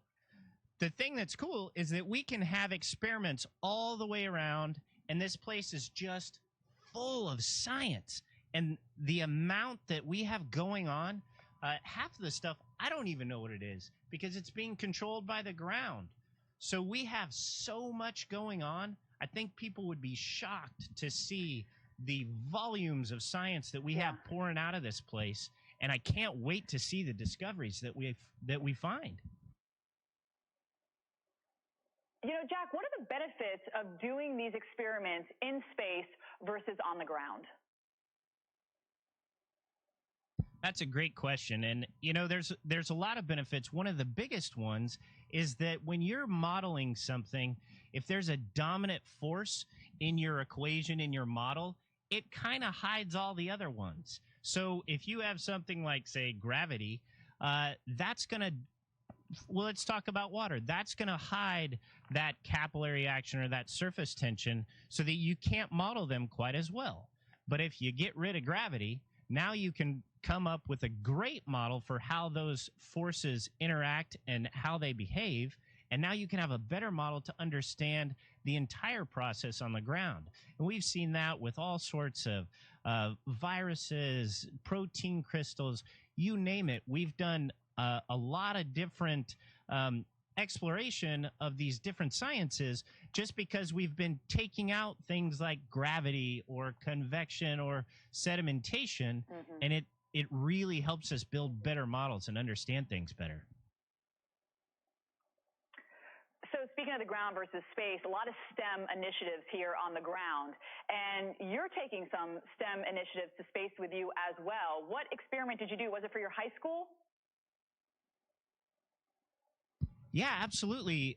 We have a program called NanoRacks that is just every single time we get a cargo vehicle, we have a ton of these NanoRacks, and they have experiments from all over, not just from universities and research institutions, but also from schools. And one that was so cool that I was on the station. How rare is that? My high school actually won a competition to create one of these experiments, and I got to plug it in and actually use it up here before sending it home on SpaceX 11. So that is a huge part of what we do. Inspiration, all the science in the world is great, but if we don't build the next generation of engineers and scientists and mathematicians, then we're going to stop in our tracks. So we want to keep that snowball rolling down the hill and excite and inspire as many people as we can. I know that you train a lot to get to space. And thinking for you, our astronauts, and maybe potentially for the future, I'm assuming, as a civilian, we'd have to do some sort of training for space. But can you train for your sleep when you're in outer space? Is it altered? I know you guys zip up kind of in a wall. How do you even train for that? And do you sleep normally? Are there any issues?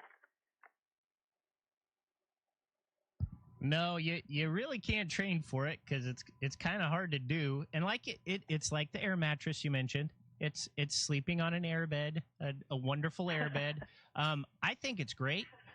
I think so. I'm an old fighter pilot, test pilot, and my back isn't the best as it is. So when I got up here for a week or so, my spine was kind of readjusting, going, where'd gravity go? And it hurt a little.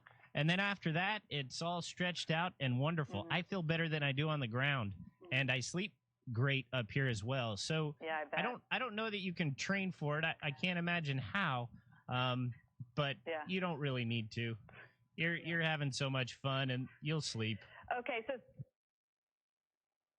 I bet. I'm sure you do. You wear yourself out, too. Now, speaking of you being a fighter pilot, I mean, you're straight out of the right stuff from the Air Force now, being an astronaut and talking about that whole time, going back to like Gemini, they used to wake astronauts up with music. They used to put in a request. Are they still doing that with you guys? Do you have a music list that you send to NASA and or you play while you're on the doing work?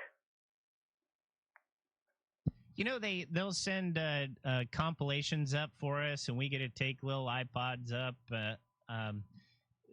You also have a list of maybe 5 songs that you play right before you launch. So we have those songs. One of the cool things the other day, the first song on my list was "The River" by Garth Brooks, because it's kind of like that's my song. That's just. It's always been kind of my anthem, and Garth Brooks came to Johnson Space Center. We got to talk to him, so that was awesome.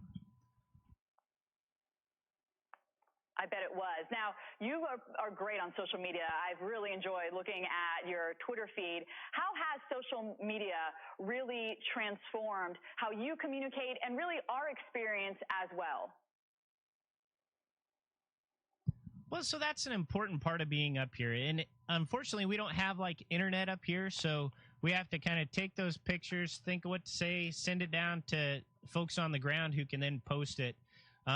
But it's important to do because we were talking about inspiration in this next generation and inspiring those next scientists and engineers and mathematicians. In order to do that right now, we have to be engaged with social media, and we have to be able to share and capture this experience in a way that's inspirational for that generation, and that's social media right now. So it's important for us to try and to do everything we can to plug into that energy well and try to get those folks excited. Okay, this is our last question we'll probably have time for. Your luxuries that you're missing, obviously your family, but, let's get into the things that you're actually missing, maybe food or physical things. What are you most excited for when you get back down to Earth? Well, definitely my wife and my puppy and my family, but that's pretty obvious. I'm not much of a food guy, but really good cheese melted on something that's spicy. That just sounds really good. Yes. Oh, it really does. Jack, thank you so much for talking to us. And all the kids at home now know when they're playing with their food, they can just say, Astronaut Jack told me I was doing my homework. So thank you for giving all of our youngins that are watching, a good reason to play with their food. Great. You get me in trouble with all the parents. Ah, well. You're in space. They can't get you there, Jack. We certainly appreciate you coming on, and of course, be safe in your reentry and for the rest of your experience. Have a good day. Have a great day. Station, this is Houston ACR. That concludes the event.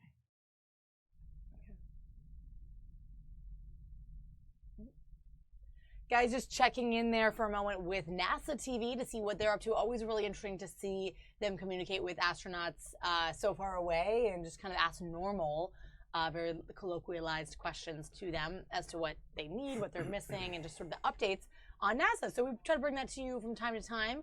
We'll kind of keep going in and out, but let's chat a little more about today's news as we await Jared Kushner's statement. He's going to be coming out and speaking right here, we believe, right here at the White House. Quick live look at the White House itself. There's the outside, the front of it there. And we'll be going to this other side here, this side entrance entrance and exit where he'll come out and give his statement. But also in today's news, I was reading about this, Cam and I were just talking about this. Did you guys hear about the human trafficking incident in San Antonio? Basically, they found, what was the details? They found 10 people. So 10 died out of, I want to say it was 44 people were in a 18-wheeler tractor trailer that ended up getting that was kind of discovered, and just with so many people stuffed in there, and obviously incredibly hot temperatures, 10 people ended up dying from dehydration, from brain damage, from things like that. So the person driving the truck is being charged with human trafficking, and it's just another one of those just kind of tragic stories surrounding human trafficking and the mistreatment of illegal immigrants coming into the country. I was reading a little tidbit information from that story too, that it was found out because someone in the car got out to ask for water or something like that. They were severely dehydrated, and then everything kind of exploded, and it was known that these people were being hidden and harbored in this truck. So I'm sure it's still an ongoing investigation with that. Yeah. But definitely a scary story there out of Texas. So just a quick correction. It was not 44. It was 39 people found in and around the trailer in a parking lot off of Interstate 35 in San Antonio. Yeah. Yeah. Colin, I think. Colin, I'm seeing your comments. Yeah. It was a situation out of San Antonio that had to do with human trafficking. 10 people dead. Not another terrorist attack. Just to confirm that. Let me take you over to some live picture that we're getting in really quickly in Arizona. Check out this flooding, guys. I'm going to find out exactly where this is. Apache Junction, Arizona. Flooding aerials, guys. Whoa, that is intense. Yeah, crazy. I mean, that water there, that's not a river. That's not a river we're looking at. That's, my goodness. That's flooding. And we got a bigger kind of wide shot earlier. Let's see if he gets that for us here. But flooding aerials coming in live from KSAZ, sister station out there. Look at the truck trying to get through it. Yeah, and tricky. Now, smartly pulling off to the side there. You don't want to try and go through something like that. Mm-hmm. Yeah, I wonder how far it goes sort of in that junction. Some homes there. Looks pretty clear on that side, but as it flows, but just the mud, river flows. yeah, just trying to just kind of cutting through the center of this suburban type area, covering everything in mud. Yeah, guys. So live pictures here of Apache Junction, Arizona. Some flooding going on out there, out in desert land. We have sort of more like the humid, brief, abrupt rainstorms that cut the heat here in DC. But I know they've been dealing with some other summer storms and more extensive flooding out in the Southwest as of late in the past few weeks. So this is just more to that. Wow, look at that footage. Yeah, pretty crazy. No sound on that right now, guys. But that we could definitely. In areas like Arizona here, can be in many ways more susceptible to flash flooding like this, just because it is so much hotter, so much drier that the land isn't as adapted and prepared for heavy rainfall like this. I mean, when you get periodic heavy rainfall kind of consistently, like we do, in DC, but in other places in the country, the land starts to get, just the trees put down kind of deeper, stronger roots. Just the land kind of adapts to that type of climate in such a hot, dry, arid place like this. Yeah. It's just not quite as prepared for something. So when they do get huge flash, sudden kind of severe rain and downpours, then that's when flash flooding like this can occur. As we sort of watch this footage, guys, pretty interesting stuff. Briefly, let's talk about the Michael Phelps shark race. Did you follow that? Yeah, so Shark Week is this week, which obviously is Discovery. one of those big, kind of annual things that people look forward to. And one of the highlights this year, especially from kind of the sports perspective, was that Michael Phelps was set to race a shark. Yep. And he lost, which was honestly predictable. Like it would have been stunning if he had won. He lost by about 2 seconds, I heard, and which is expected. But just one of those things where the fact that it was even as close as 2 seconds. Mm-hmm. When we're talking about a shark, which over thousands and thousands and millions of years has adapted to be one of the best swimmers possible, right? Like that's the He's whole, like the greatest of all time swimmer. And then compare him to Michael Phelps, who's obviously amazing swimmer, the best the best swimmer in the world, but still a human. We're not particularly well adapted for swimming. Yeah. Just the fact that it's even that close is stunning. Really, is amazing. And also, a lot of people were taking issue to this because he didn't actually race a real great white shark, right? They compiled a bunch of averages together to make it so that if he did race the average of a shark or something, what would it be? So a lot of people took issue to that, and I understand. Like, I also thought, I was like, is this a real thing? Are they really going to do it?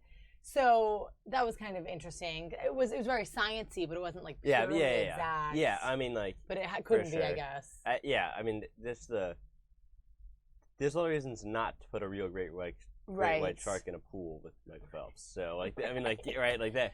Right, and part of Shark Week, they're kicking it off last night, Sunday night, and we go into the week and see more coverage about shark stuff, and that was part of it. So, kind of interesting to see. Greatest of all time, Michael Phelps, local guy, Maryland guy. Yep. Race. Yep. The American hero in many ways. Yeah. His exploits in the Olympics. Yep. For sure, guys. All right, we're gonna double. I know, Colin, you're saying it looks like a river. It does. It really does. It really does. Look at that. Roads are closed. Road closed. Extreme Thanks flooding. for that. Yeah. Seems like we a didn't know. unnecessary sign. Roads are closed there in Apache Junction, guys, Arizona. Check out the close-up on that. Trees sort of downed in the water almost. Yep. Reaching it. Coming up next, we're going to have Jared Kushner's statement outside the White House. We've been told we're going to get that live in less than 15 minutes or so. So it should be coming shortly for joining us for that. Yep, 1:15 is the unofficial announcement. Yep. And look at that cacti everywhere. The cactus right there in the middle of it all. More water than they're used to, I'll bet. Yeah, I know. All right, we'll leave it here, guys, for a little bit so you can kind of seep in. There it is. Nice little wide shot of what's happening. Some roads are still workable. Oh, wow. Look at that car there. It is. That Wow. is not good. I hope those people got out. My goodness. Scary. I got stuck. Yeah.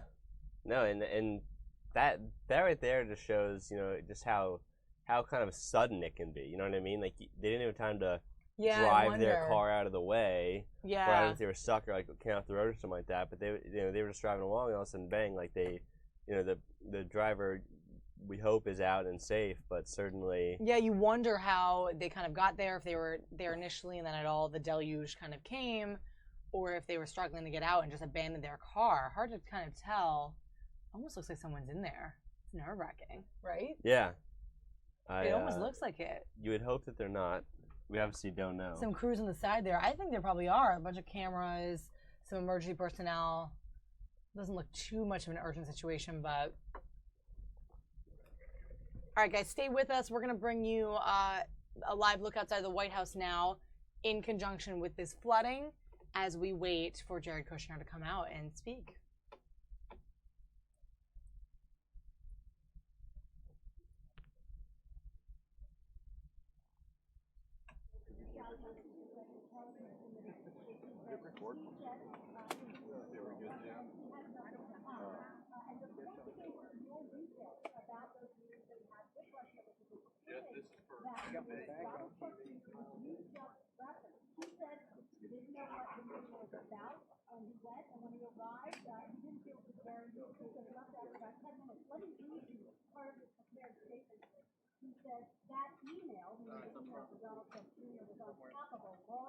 David, you get the microphone?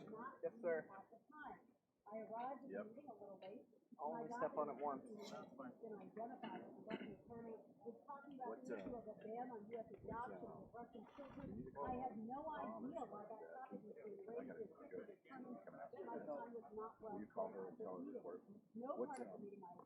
Where you at? There was no follow-up to the meeting that I am aware of. I do not recall how many people were there or their names, and I have no knowledge of any documents being offered or accepted. Now, again, what is significant about that is that he's alleged he didn't know what the subject of the meeting was, and yet that email that was forwarded to him had a subject line, was in Russia confidential. So it begs to reason that he had some inclination that there was going to be some talk of more with the campaign. We'll try to ask him about that when he steps before the podium. And a couple of other points that have raised eyebrows is mainly, he says he didn't try to set up a back channel with Russia as has been previously reported. And yet he does acknowledge that he did want to have a way of communicating with Russia about U.S. policy going forward. So there are a whole host of issues that we'll get to drill down on with him. If he takes our questions, and that's a big if, because he's set to appear before the House Intelligence Committee tomorrow, and I am being told he likely may make a statement and then not answer our questions.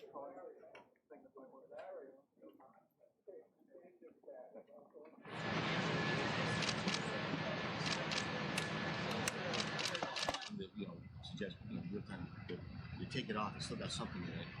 We put the used ones somewhere, so we know if they're used. If we run out of the ones that Put are them somewhere.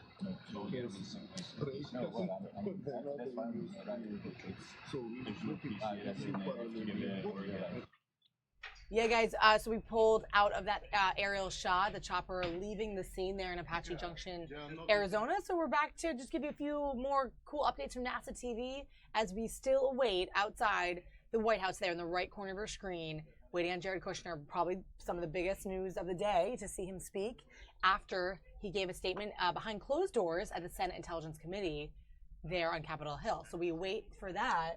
That lasted about 2.5 hours, by the way. That's Central Intelligence, the meeting there with the Senate Intelligence Committee. That was about a 2.5 hour meeting that Kushner was a part of. So obviously, hopefully, some good actionable news came out of that. Yeah.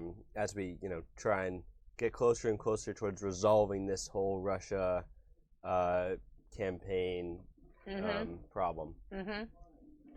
Yep. So we will wait for that, guys. We'll be sure to bring that to you live. It should be coming up shortly in the next 10 minutes or so. So if you're on our stream, if you have any questions, do let us know. We're here in the digital newsroom watching with you guys, and we can help answer questions or comments. Let us know where you're watching from and what you'd like to see as we give you this cool shot from NASA as we wait. This is from NASA and NASA Edge TV. Kind of a cool inside look at what they're working on, what they're doing. And then we'll bring the full screen to the White House shot when Jared does come out and emerge to make his statement to the press. All right, guys, we'll be there with you guys shortly. Let us know what's up, chat with us, and we'll be back.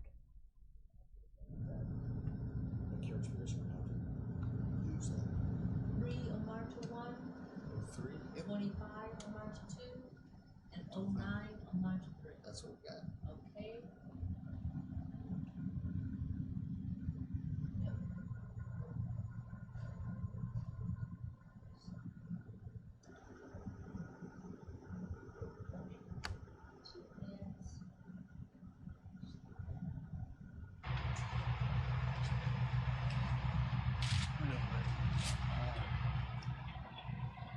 Okay, microphone position on you.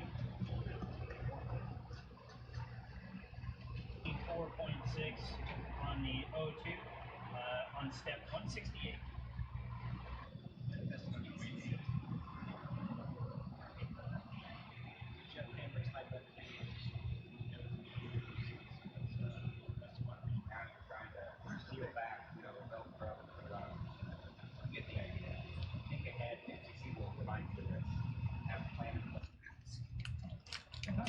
For a more flight-like feel, we've got your S. This doesn't help. It does for the DCM and this, but work envelope stuff. Okay. Well, one thing I wanted to, that if you move your head to get your snorkel or to get to your drink valve, it can result in your glasses moving off your head. One thing to mention.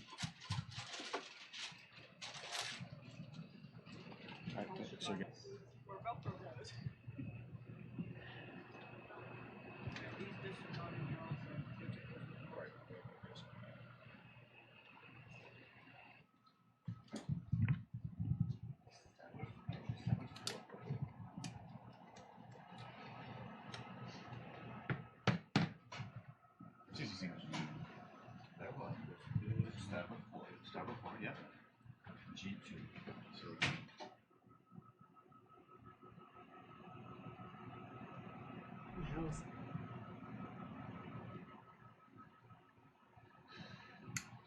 Houston station on 2, no response required. Just a heads up the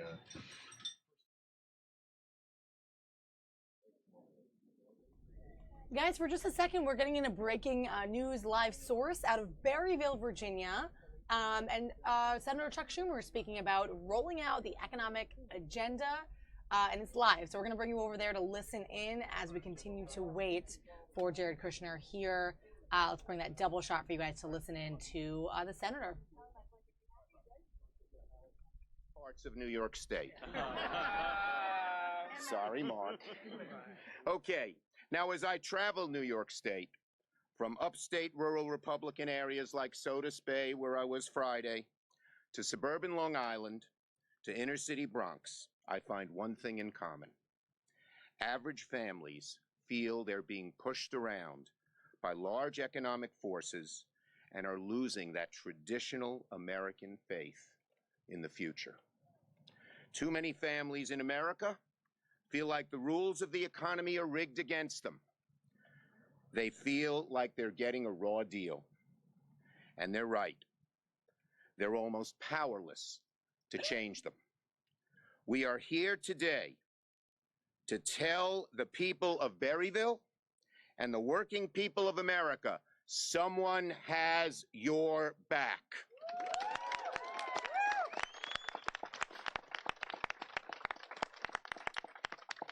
American families deserve a better deal.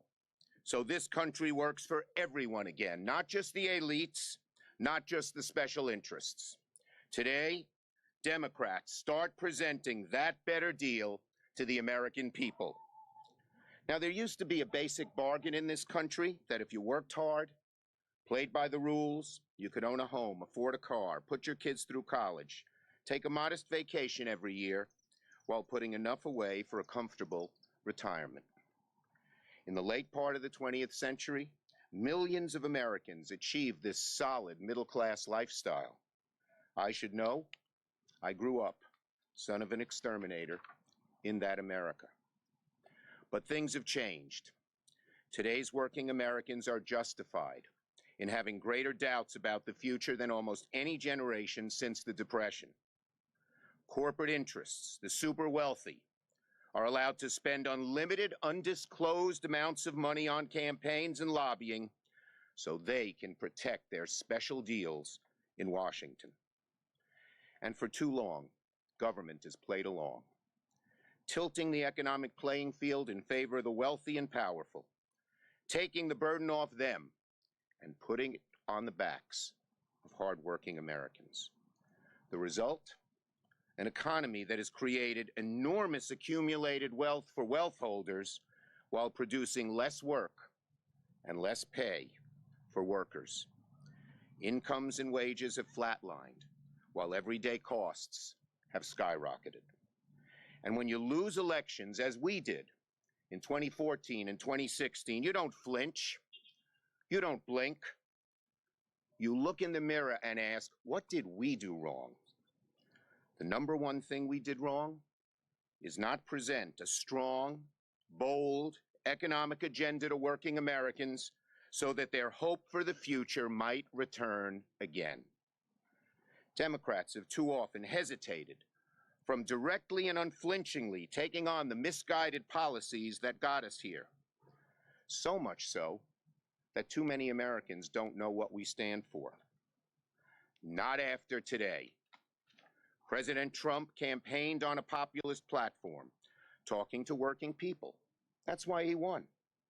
But as soon as he got into office, he abandoned them, making alliance with the powerful, special interest, Koch brother-dominated hard right wing of the Republican Party, which appeals to the very wealthy, not the working people, leaving a vacuum on economic issues. We Democrats are going to fill that vacuum. Democrats will show the country we are the party on the side of working people.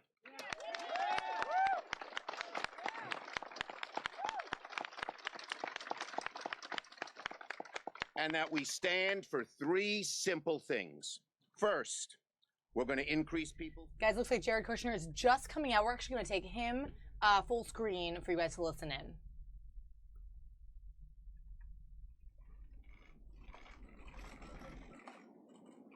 My name is Jared Kushner. I am Senior Advisor to President Donald J. Trump.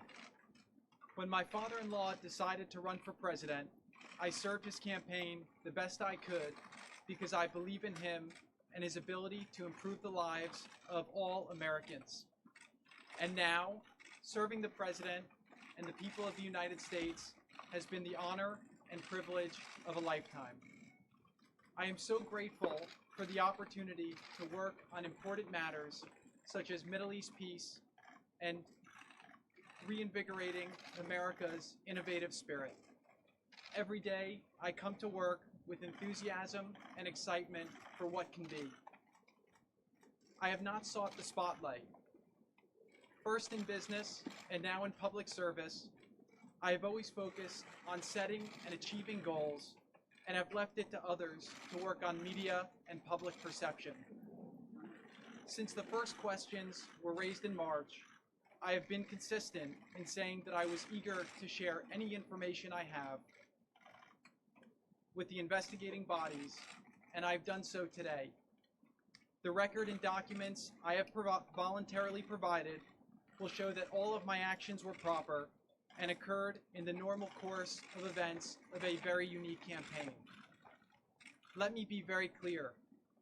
I did not collude with Russia, nor do I know of anyone else in the campaign who did so. I had no improper contacts. I have not relied on Russian funds for my businesses. And I have been fully transparent in providing all requested information. Donald Trump had a better message and ran a smarter campaign, and that is why he won. Suggesting otherwise ridicules those who voted for him. It is an honor to work with President Trump and his administration as we take on the challenges that he was elected to face. Creating jobs for American people, keeping America safe, and eliminating barriers to achieving the American dream. Thank you very much, and I look forward to taking questions from the House committee tomorrow. Thank you. So a very short statement from Jared Kushner, as I think we expected, as he doesn't seek the limelight. He's not one to be used to making these sorts of public speeches or talking to the press like this at all. In fact, I don't even know if I've heard his voice before. Yeah, and he's very kind of quiet, reserved, like very much kind of working in the background, despite the fact that he's so kind of like famous and well known for his role in the administration and in the campaign. Short, sweet, to the point. He just says, just reaffirms, as has kind of been the message all along, that he didn't collude. He doesn't know of anybody who colluded, and that he is going to meet with the House tomorrow to, I think, probably say that again. Yeah, exactly. I would be surprised if it was, if the statement was much different tomorrow, or rather, I guess he was saying he would take some questions and give some question and answer. But Brock, Uwani, Donna, hey guys, great to have you on the stream. And thanks for watching us. Let us know if you have any questions or comments. You can see now here, reporters lining up, getting ready, doing their live shots, or at least bringing some video back for their outlets there at the White House. This is at that entrance that we often see notables come out and make little statements to the press at. And so, yeah, let us know. Are you surprised? Are you questioning anything?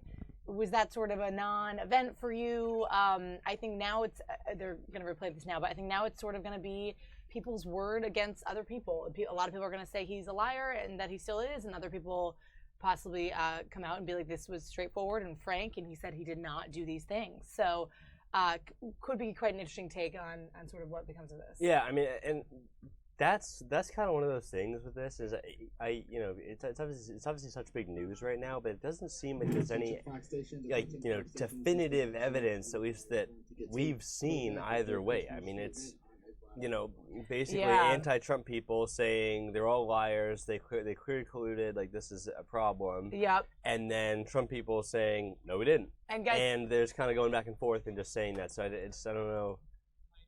I don't necessarily, unless some kind of new information comes out. Yep.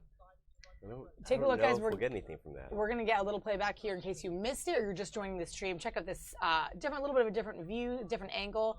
Same speech just from minutes ago. Serving the President and the people of the United States has been the honor and privilege of a lifetime. I am so grateful for the opportunity to work on important matters such as Middle East peace and reinvigorating America's innovative spirit. Every day, I come to work with enthusiasm and excitement for what can be. I have not sought the spotlight.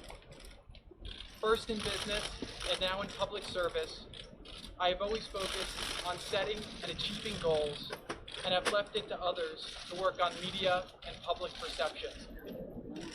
Since the first questions were raised in March, I have been consistent in saying that I was eager to share any information I have with the investigating bodies, and I've done so today.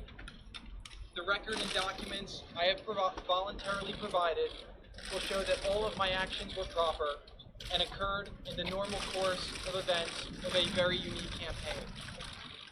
Let me be very clear.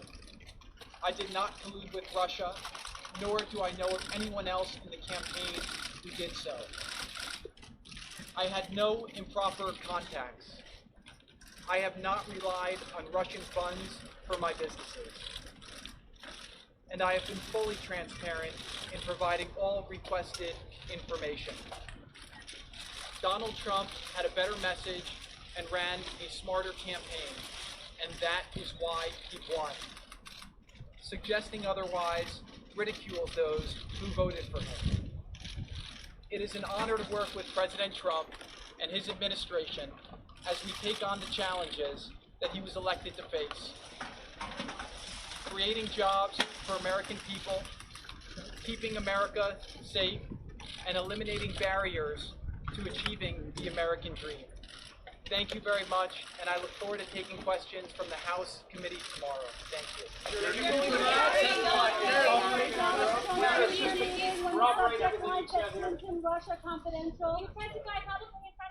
So So there it is one more time, guys. You can see a little bit of a view. Jared Kushner going right back into the White House. The Marine closes the door, and the press sort of dissipates, and we'll see what's coming next from that. Yeah. Just a quick replay so you guys could catch it. And let us know what you think. Let us know your comments.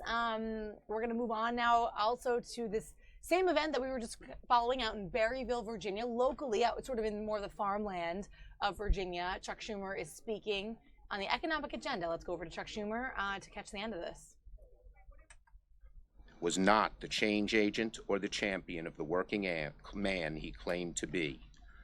We Democrats can answer the calls of millions of Americans like these folks I sat next to by offering them a better deal.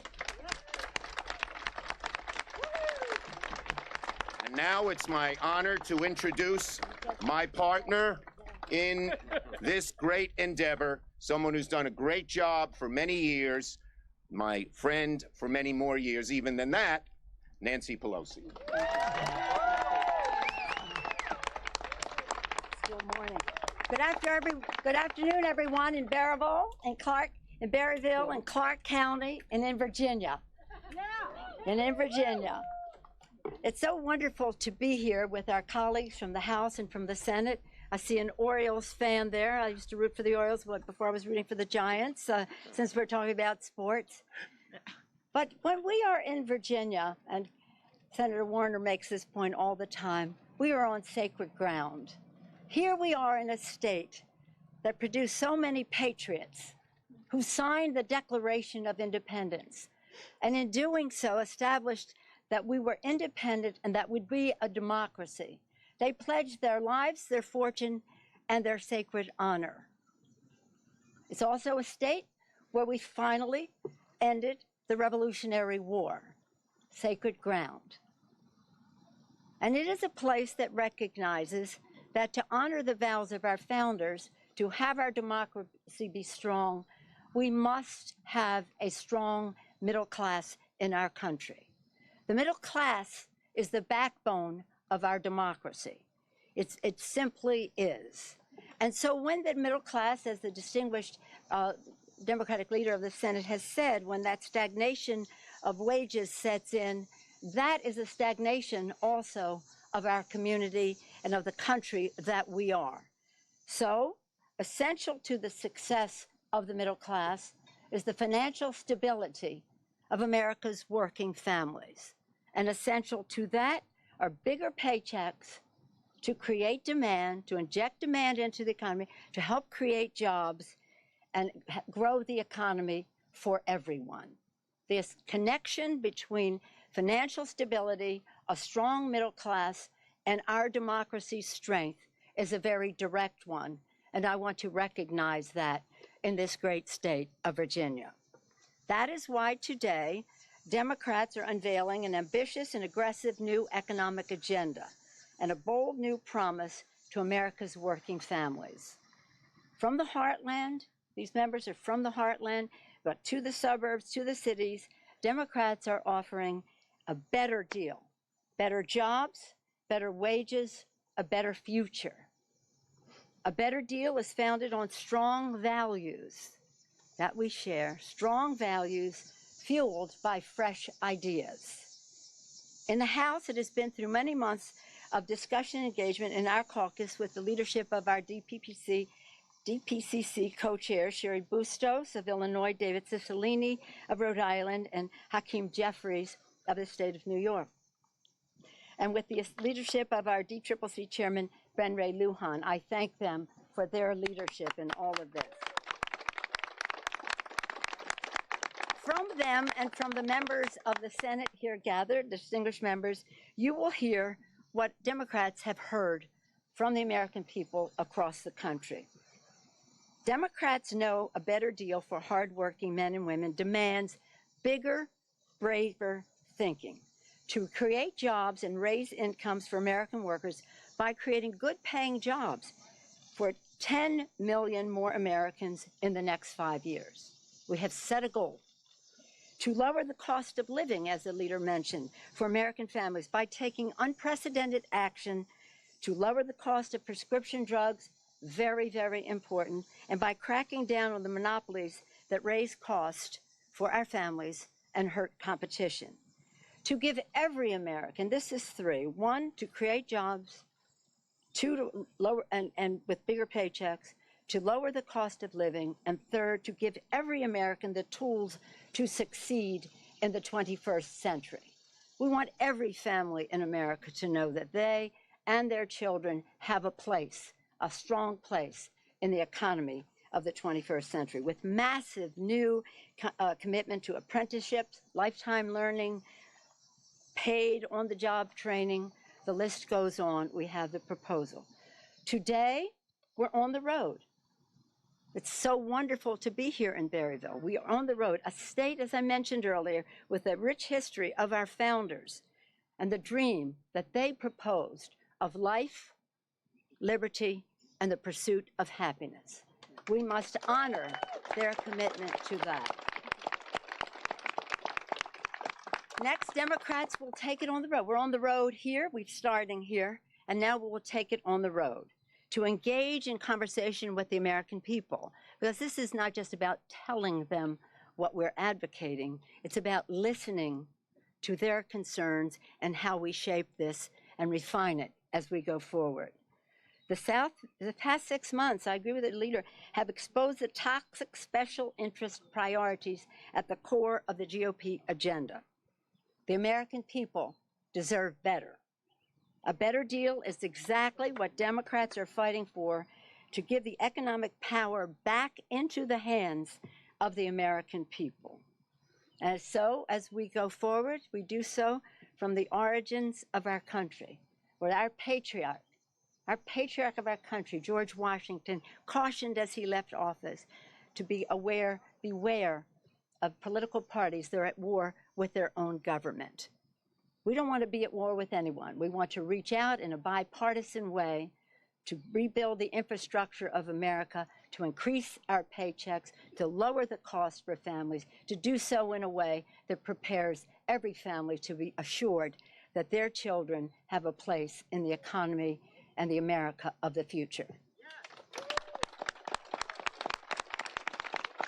And with that, I'm very pleased to yield to the distinguished gentleman from Maryland. I'm not sure he's an Orioles fan. He may be a Nats fan. That's up to him to decide. But sports, of course, is a unifying thing for us. We all forget our differences or amplify them when it comes to choosing teams. In any event, a very distinguished gentleman from Maryland, the chairman of the Senate Committee, Chris Van Hollen. Thank you, Leader Pelosi, and we're for baseball from the Potomac River to the great city of Baltimore. And let me just say to all of you, and it's great, I will say to my friend Mark Warner, for those of you who are Marylanders, it is a great sacrifice to cross the Potomac River into the state of Maryland, but into the state of Virginia. I'm glad to be here with everybody, especially on this important occasion. I want to thank all of you for joining together to focus on the issues that are top of mind for the American people. How can we get a better deal for hardworking families? How can we get a better deal for small businessmen and small businesswomen who don't have high-priced lobbyists in Washington like the big multinational corporations do? How can we get a better deal for middle-class families and those who are working very hard to join the middle class? In short, how do we get a better deal for America? And I want to thank Leader Schumer and Leader Pelosi and all the Democrats and all of you and people we've been hearing from around the country to bring us together to focus on that question. Because people need to know not only what we're fighting against, they need to know what we are fighting for in the United States Congress.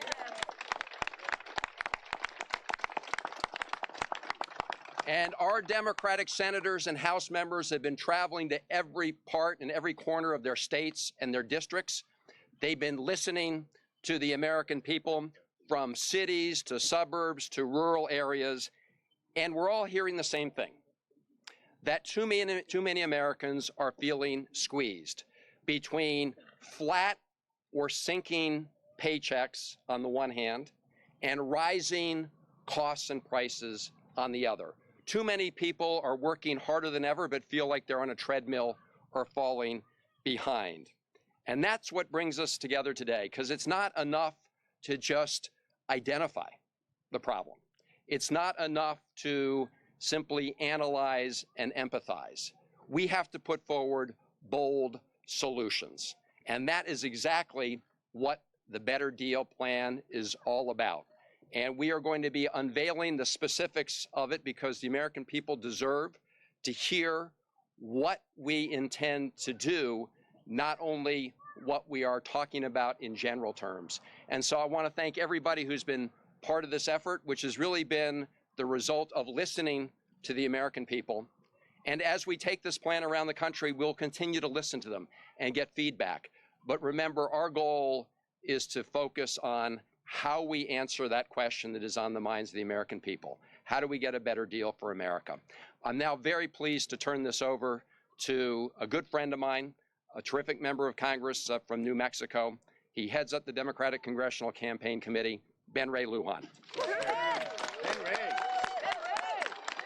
I'll tell you, it's great to be with everyone today. Good afternoon, everyone. To have friends from both sides of the United States Capitol from all over America gathered today at the welcoming of great friends here in Virginia. Senator Warner, thanks for hosting us and bringing us together in Berryville as well. Like so many others across the country, my family's story is rooted in hard work and public service, and each generation doing better than the last. On my dad's side of the family, my grandfather was a union laborer on the Manhattan Project. My mom's dad was a union carpenter and a soldier who served during World War II, all while my grandmothers raised the family. My mom, she worked in a local school district. My father was a union iron worker before he entered public service. Growing up on our small farm in New Mexico, we didn't have much money. But my family's journey taught me something important. In America, hard work and a good job is all you should need to experience the American dream. But for that to happen, we must ask ourselves if our economy can still deliver on that original American promise. There's good reason that we met here today rather than in Washington, D.C. Berryville sits right in the middle of Virginia's 10th congressional district. And while it's early, there's no doubt that this district and so many others are up for grabs in the 2018 midterms. But this won't be easy. And Democrats can't take anything for granted. As a matter of fact, we have a lot of work to do. Our nation's greatest strength is our people, honest, hardworking people from all walks of life. We must respect the dignity of every person, no matter who you are, no matter where you come from, or no matter who you voted for. Too many Americans have lost faith in our political system and in the economy. And today we're here in Berryville to begin to restore that faith, to talk about our plan to grow our economy and to deliver better jobs and wages for all Americans, and to invest in the skills and tools to build a better future. This means having an honest discussion of the challenges families still face across America. Compared to just a few years ago, over half of Democrat and swing voters do not feel that there's more opportunity for them. Nearly half of those voters say that a sudden $500 expense would be a serious blow to the family budget. 3 out of every 4 voters say their incomes are not keeping up with the cost of living. Well, that's not right. And the American people deserve a better deal, one that puts hard-working families first again. This means building an economy where people can pursue the dignity of a good-paying job. It means rewarding the small business owner for her hard work and entrepreneurship. It means skill training and investing in the future through apprenticeship programs and community colleges, as well as making 4-year college more affordable. It also means addressing what isn't working in our economy. We must close those tax loopholes so big corporations pay their fair share, and we must stop big corporations from monopolizing and stifling competition so consumers get more options at lower costs. We must crack down on those corporations that send jobs overseas. These are common sense principles and common sense priorities, and these are the things that the American people want us to do. On that small family farm, I'll tell you, growing up, Mom and Dad taught me that no job was too big or too small. And the same holds true in Congress. The American people want us to work to get things done. Now we can all agree what we stand for. Let's get it done. And I'll tell you what, you have a big treat before you as well today with all of our colleagues. One of my favorite U.S. senators as well, great champion out of working families and farmers across rural America out of the state of Minnesota, Senator Klobuchar. Thank you. Thanks so much. Thank you. Well, it is great to be here with all these strong leaders, and especially thank you, Senator Warner, for inviting us. I do remember at one point in your former job, Time Magazine declared you the best governor in the country. Is that right? And so I have always told him that he is welcome in Minnesota, where we have 10,000 lakes and plenty of water for him to walk on. It is good to be here, and it actually, just yesterday, I was with a family from Cambridge, Minnesota. And it's a little bit like Berryville, a place where people work hard just to get ahead. They care about their families, they care about their neighbors. And these twin girls I met, one was named Maria, one Evelyn, they both played softball. One was the pitcher and one was the catcher, and they were identical twins. But there was one thing that was very different, and that is that one of them found out she had juvenile diabetes, right? So her mom goes to the doctor, they get all the help, and gradually over the years, the costs have gone up and up and up for the testing strips, for the insulin. And now we're in a situation where the cost of insulin has gone up 3 times over what it was just a few years ago. And that is not something the average American family can afford. So when one of the girls looked at me and said, "Will you tell our story?" I said, "Yes, I will." And not only that, I've got a group of people that have your back. So we are talking about that family, and we're talking about seniors like Kim Battern from Plymouth, Minnesota, where I grew up. She just retired. She keeps the pen injectors after she uses them. She's a diabetic because they have small amounts of insulin left, and she says it is just too precious to throw out. That shouldn't be happening in America. The prices of 4 out of the top 10 drugs in this country have gone up by 100% over the last 10 years. Now, it might be different if the wages had gone up 100% over the last 10 years, but they have not. So to bring these prices down, we need to raise competition. We have to bring in more generics. And yes, we have to unleash the bargaining power of 41 million seniors and let them negotiate less expensive prices under Medicare. We must do that. We need tough enforcement on price gouging and more transparency with price hikes. The American people want to know why they pay more for prescription drugs than any country in the world. How can that be when we have invented so many of these drugs, when we manufacture so many of these drugs? We are sick and tired of paying more than any country in the world, and it has to stop. And we are seeing this lack of competition all across our economy, whether it is prescription drugs, whether it is cable bills, whether it is airfare, or even beer, right? Then we're getting serious when that happens. And so that's why I'm the ranking member of the Antitrust Subcommittee. And Elizabeth's going to be talking about this in a little bit. But we have to pass a stronger law so that companies just can't get away with murder, so that they can't merge and make things worse for the American people. And that's why we're going to be introducing a stronger standard under our antitrust laws so that we can bring competition and lower prices to the people of America. So with that note, I'm excited to introduce someone who's also from the Midwest. And there's been a lot of talk about baseball. This woman actually plays it. She is a really strong women's softball player on the congressional team. She comes from Moline, Illinois, where her congressional district is, of course, located, which is, of course, the international headquarters of John Deere. Yeah. So Sherry Bustos is someone who knows a little bit about the Midwest and a lot about our country and how we move forward. Sherry Bustos of Illinois. And by the way, Senator Klobuchar is our play-by-play announcer for our Congressional Women's Softball game, worth noting. Well, hello, Virginia.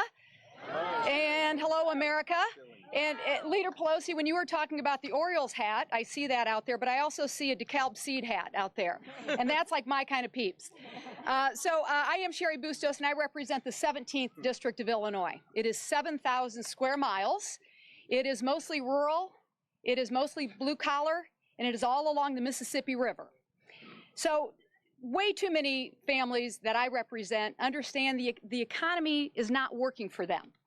Some have worked for decades in manufacturing, only to spend their last days training the replacements who came over from China, and where their last job was to padlock their factory door.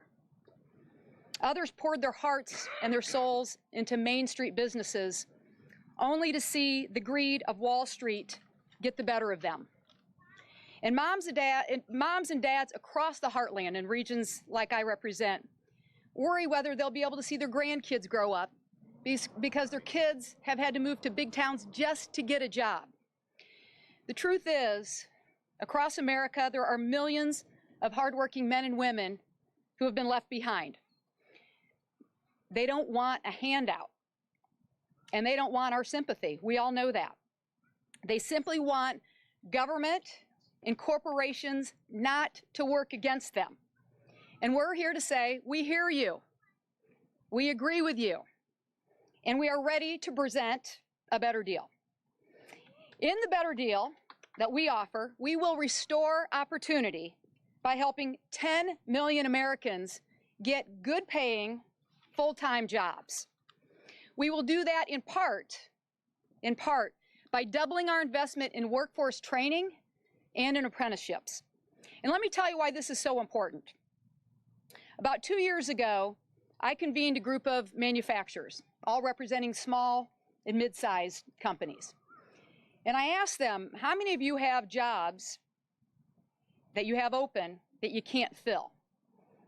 Every single one of them raised their hands. So there are those opportunities, but we know that to be ready for the 21st century job, we need to have 21st century skills. And while there are lots of people ready and eager to take those jobs, they don't always know where they can go and get those skills. And you know what? We can solve that problem. One way is by connecting community colleges and technical schools with local employers. By having employers in the same room as these programs are developed, we'll create a skills pipeline to get our economy back on track. Not with low-paying part-time jobs, but with the kind of jobs that hardworking men and women can take home and realize that I can take my family on vacation again. I can buy that pickup truck that I like to buy every 5, 6, 7 years. And I can buy my kids not the shoes that they need, but the shoes that they want. We do that by connecting these workers with the better skills that lead to better jobs, that lead to better wages, and that in turn will lead to a better future for the hardworking families that we all represent. That is our better deal for America. Bringing back hope, restoring trust. And I know, the folks behind me know too, that we can do it. Thank you very much. And it is my distinct pleasure to elect somebody that probably each and every one of you know a little bit about, Senator Elizabeth Warren. Thank you. Hello, hey! Hello, Virginia. Hello, Berryville. So, we know why we're here today. You're hearing lots of Senate and House Democrats here speaking about the economic agenda out in Berryville, guys. This is out in rural Virginia where there's lots of farms. We heard from Nancy Pelosi and many others here. We're going to keep with this, so thanks so much for joining us on our stream.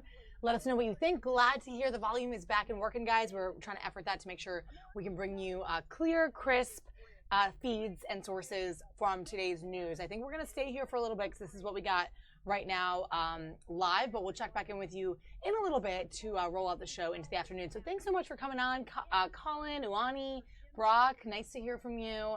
Let us know what you think and comment along with us. You can subscribe to our channel as well if you like our show. We'll stay right here because this is live and happening now and relevant to stuff that's going on right now in Congress. So we'll stay here for a minute and then come back into the newsroom. Yep. 80% of all airline seats. 2 giant corporations sell more than 70% of all of the beer in America. 5 health insurance giants now own more than 80% of the country's health insurance market. 3 giant drugstore chains suck in 99% of all pharmacy revenues in this country. 4 giant companies now run more than 80% of America's beef market, and the list goes on. This kind of concentration matters. It matters because giant corporations crush competition. They shut out small rivals and they kill young startups. This matters because giant corporations jack up prices and cut corners on quality. This matters because giant corporations put the squeeze on wages. As profits have gone up, wages for American workers have gone down. And this matters because many giant corporations don't win in marketplaces because they're better. They win because they are big. And most of all, this matters because giant corporations can swing their weight around Washington, accumulating massive political power, the kind of power that can capture our government and rig the system even more in their favor. Corporate influence over our government has gotten worse under the Trump administration, far worse. President Trump has stacked his administration with a who's who of big-time lobbyists, Wall Street bankers, and corporate executives. Now, America has faced this problem before, more than a century ago, when railroads and steel mills and oil companies grew to monopoly size. Congress passed antitrust laws and broke up those powerful corporations, and competition flourished in this country. But for decades now, government has slacked off enforcement of those laws, and the result has been bigger and bigger corporations with more and more power. Democrats are ready to take this challenge head on. That's why we're here. Head on. And that starts with leveling the playing field to make the economy and our political system work for working families. That's why we're here. So today, let's be specific.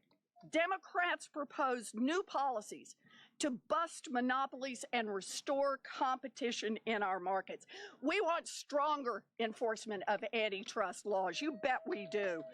We want tougher rules against anti-competitive mergers, tougher rules to tackle the problem of control over data, tougher rules on post-merger review.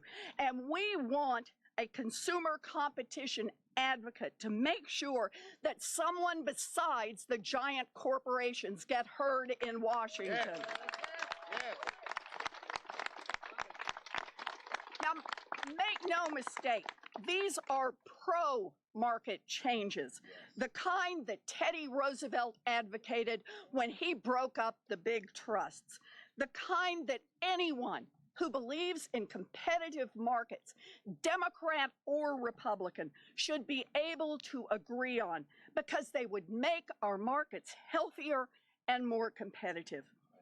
Let's face it, America is getting richer every year. But for working families to get a share of that prosperity that they're creating, we need some serious enforcement of competition laws. This is one step that Democrats are offering to take back our government, and it's a darn good step. Thank you. Thank you. Thank you. And now I have the honor of introducing my friend and someone who is a warrior on behalf of working people, David Cicilline. Come on up, David. Come on. You're warmed up. They're warmed up. Okay. Although Senator Warren and I were both surprised to hear all these sports references, there's no mention of the world champion New England Patriots or the Boston Red Sox. But I am delighted to be here with all of my colleagues and with all of you, and thank the residents of Berryville for welcoming us. If there is one word that sums up our agenda, it is spelled J-O-B. As you all know, a job is more than just a paycheck. It's about knowing that hard work is honored and valued. It's about being treated with dignity and respect, the dignity and respect that every single human being deserves. And it's about knowing you can take care of yourself and your family. When I was growing up in Rhode Island, folks knew that if they worked hard and played by the rules, life would be okay. They could buy a home, they could give their kids a better life than they had, they could save for a secure retirement with dignity and peace. But like many places around our country, that's not how it works anymore. The jewelry factories and textile mills that once gave my constituents the promise of a better future have been closed for decades. Wages haven't kept pace with inflation, and it's harder than ever to get ahead. People in my state and all across this country feel like the system is rigged against them. And you know what? It is. Our tax code rewards companies that ship jobs overseas. Millionaires and billionaires don't pay their fair share. Pensions are gone. Medicare is under attack. And while the corporate special interests are doing better than ever, everyday people are working 2 or even 3 jobs just to get by. It doesn't have to be this way.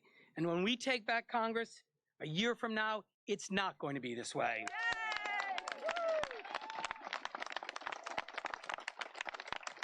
We're going to help 10 million Americans find good-paying, full-time jobs. Under our plan, A Better Deal, America will once again value honest, hard work by investing in the American worker. We're going to address the economic challenges and the anxiety that folks are feeling in my district and all across this country. It starts with an aggressive, bold plan to rebuild and modernize our transportation infrastructure. Washington has ignored this problem for too long. Our roads, bridges, and airports were once the envy of the world, but that's not the case anymore. A better deal means that we'll put folks all across America back to work in good-paying jobs, fixing our bridges, our roads, our transportation networks, so they can be the best in the world again. It's time for us to think big. We built the Transcontinental Railroad. We built the interstate highway system. And under our plan, millions of Americans will find work building a new transportation network that's second to none. Next, we're going to invest in building a new manufacturing economy. We're going to start making things again in America. Manufacturing jobs have always offered the promise of a better future. The technology has advanced over the years, but these are the jobs that have always been essential for building the middle class. So we're going to double our investments in apprenticeships. We'll create new tax credits for employers to retrain their workers and pay them a living wage. And we'll work with the private sector, schools, and career and technical programs to build a new network of training opportunities for millions of Americans. And finally, we're going to make sure that working families are valued in America, that moms and dads can earn a living wage and still have the time that they need to help with homework or care for a sick child. That means fair work schedules, paid family leave, policies that support working families. In the weeks ahead, we'll have more to say about these policies and what we're going to do to get this work done on behalf of the American people. The American people here in Virginia and everywhere in our country deserve a government that is working for them. Americans have earned the right to send their kids to excellent schools, to live in safe communities, to have health care that protects them, and to live and retire with dignity. This agenda will make that happen. The American people have had enough broken promises to last a lifetime. We're going to deliver real results. We're going to give them a better deal, with better jobs, better wages, and a better future. And it is now my great pleasure to introduce our host, someone you know well, the extraordinary Senator Warner. Hey! Hey! Hello, Berryville! Hello, Clark County! Hello, Frederick County! Hey, Winchester! Welcome, all of you, Chuckles, you listen. Welcome to the Commonwealth, not the state. Welcome to the Commonwealth of Virginia. Anybody hot yet? So I will be brief. And Amy, let me just say, echoing what you said, I've got a daughter with type 1 juvenile diabetic. I've seen those rising costs, and frankly, we do deserve that better deal in terms of prescription drug prices. Let's, we're here talking about what we're going to try to do as Democrats in Washington. But the truth is, in Virginia, we never get any time off. We have very important state elections this year, and we've got two great candidates for the House of Delegates, Wendy and Tia, right down here in front.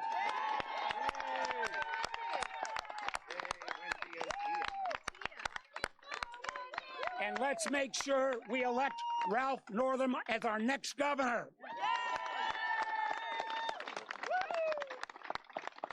Sometimes politics feels like it's always caught in the past. And frankly, a lot of the debate in Washington feels a little bit tired and stale at times. And what we're trying to offer here is a better deal that recognizes that a lot of the challenges we face in America today are no longer left versus right or liberal versus conservative, but it's future versus past. And the Democratic Party has always been at its best when we've been future-leaning. The nature of everything is changing. Automation and technology dramatically transforming our workforce.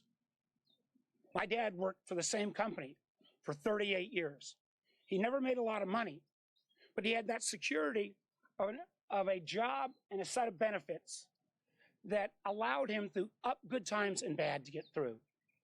The truth is, in 2017, virtually no one is going to work for the same job for 35 years. So we have to have an education system and a training system that realizes if you want to be a lifelong employee, you've got to be a lifelong learner. So let me just give you two quick ideas.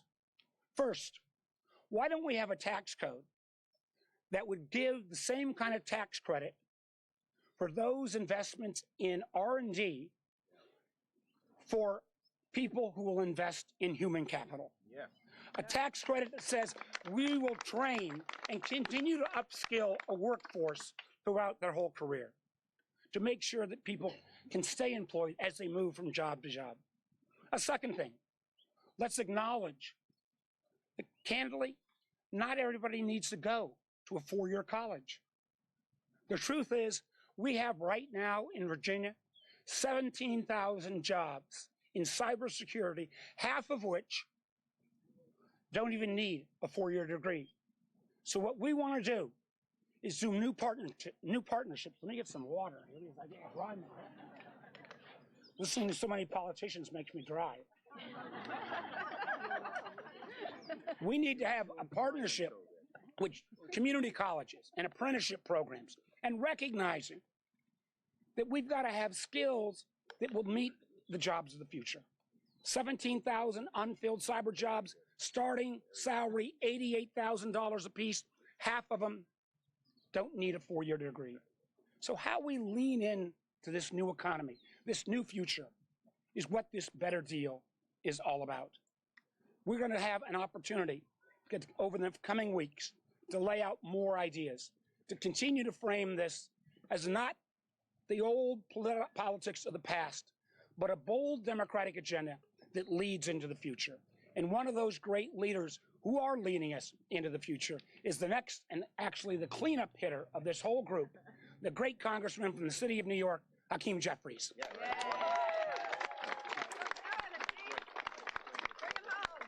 Well, good afternoon.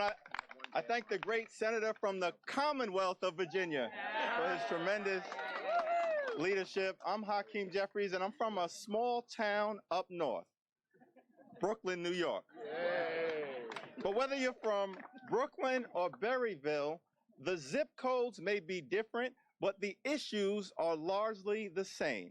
We all understand that the American people deserve a better deal, better jobs, better wages, and a better future. over the last 40 years, the productivity of the American worker has increased by more than 285%. But during that same period of time, wages have increased by less than 10%. The productivity gains of the American worker have not gone to the American worker. Instead, they have gone to the privileged few, to the wealthy and to the well-off, to the special interests. The American people deserve a better deal. Yeah. The American dream has always been about, if you work hard and play by the rules, you can be rewarded. But for far too many Americans, that fundamental contract has been broken. Working families, middle-class folks, senior citizens, the poor, the sick, the afflicted, people in urban America, suburban America, and rural America, increasingly left behind by an economy that works for the privileged few and not for all Americans. We deserve a better deal. For far too many Americans, wages have failed to keep up with the rate of inflation. For far too many Americans, wages have failed to keep up with the rising cost of living. For far too many Americans, wages have failed to keep up with our collective aspirations to provide a better future for our children and for our grandchildren. The American people deserve a better deal. Yeah. Democrats will work hard to aggressively tackle the persistent problem of wage stagnation.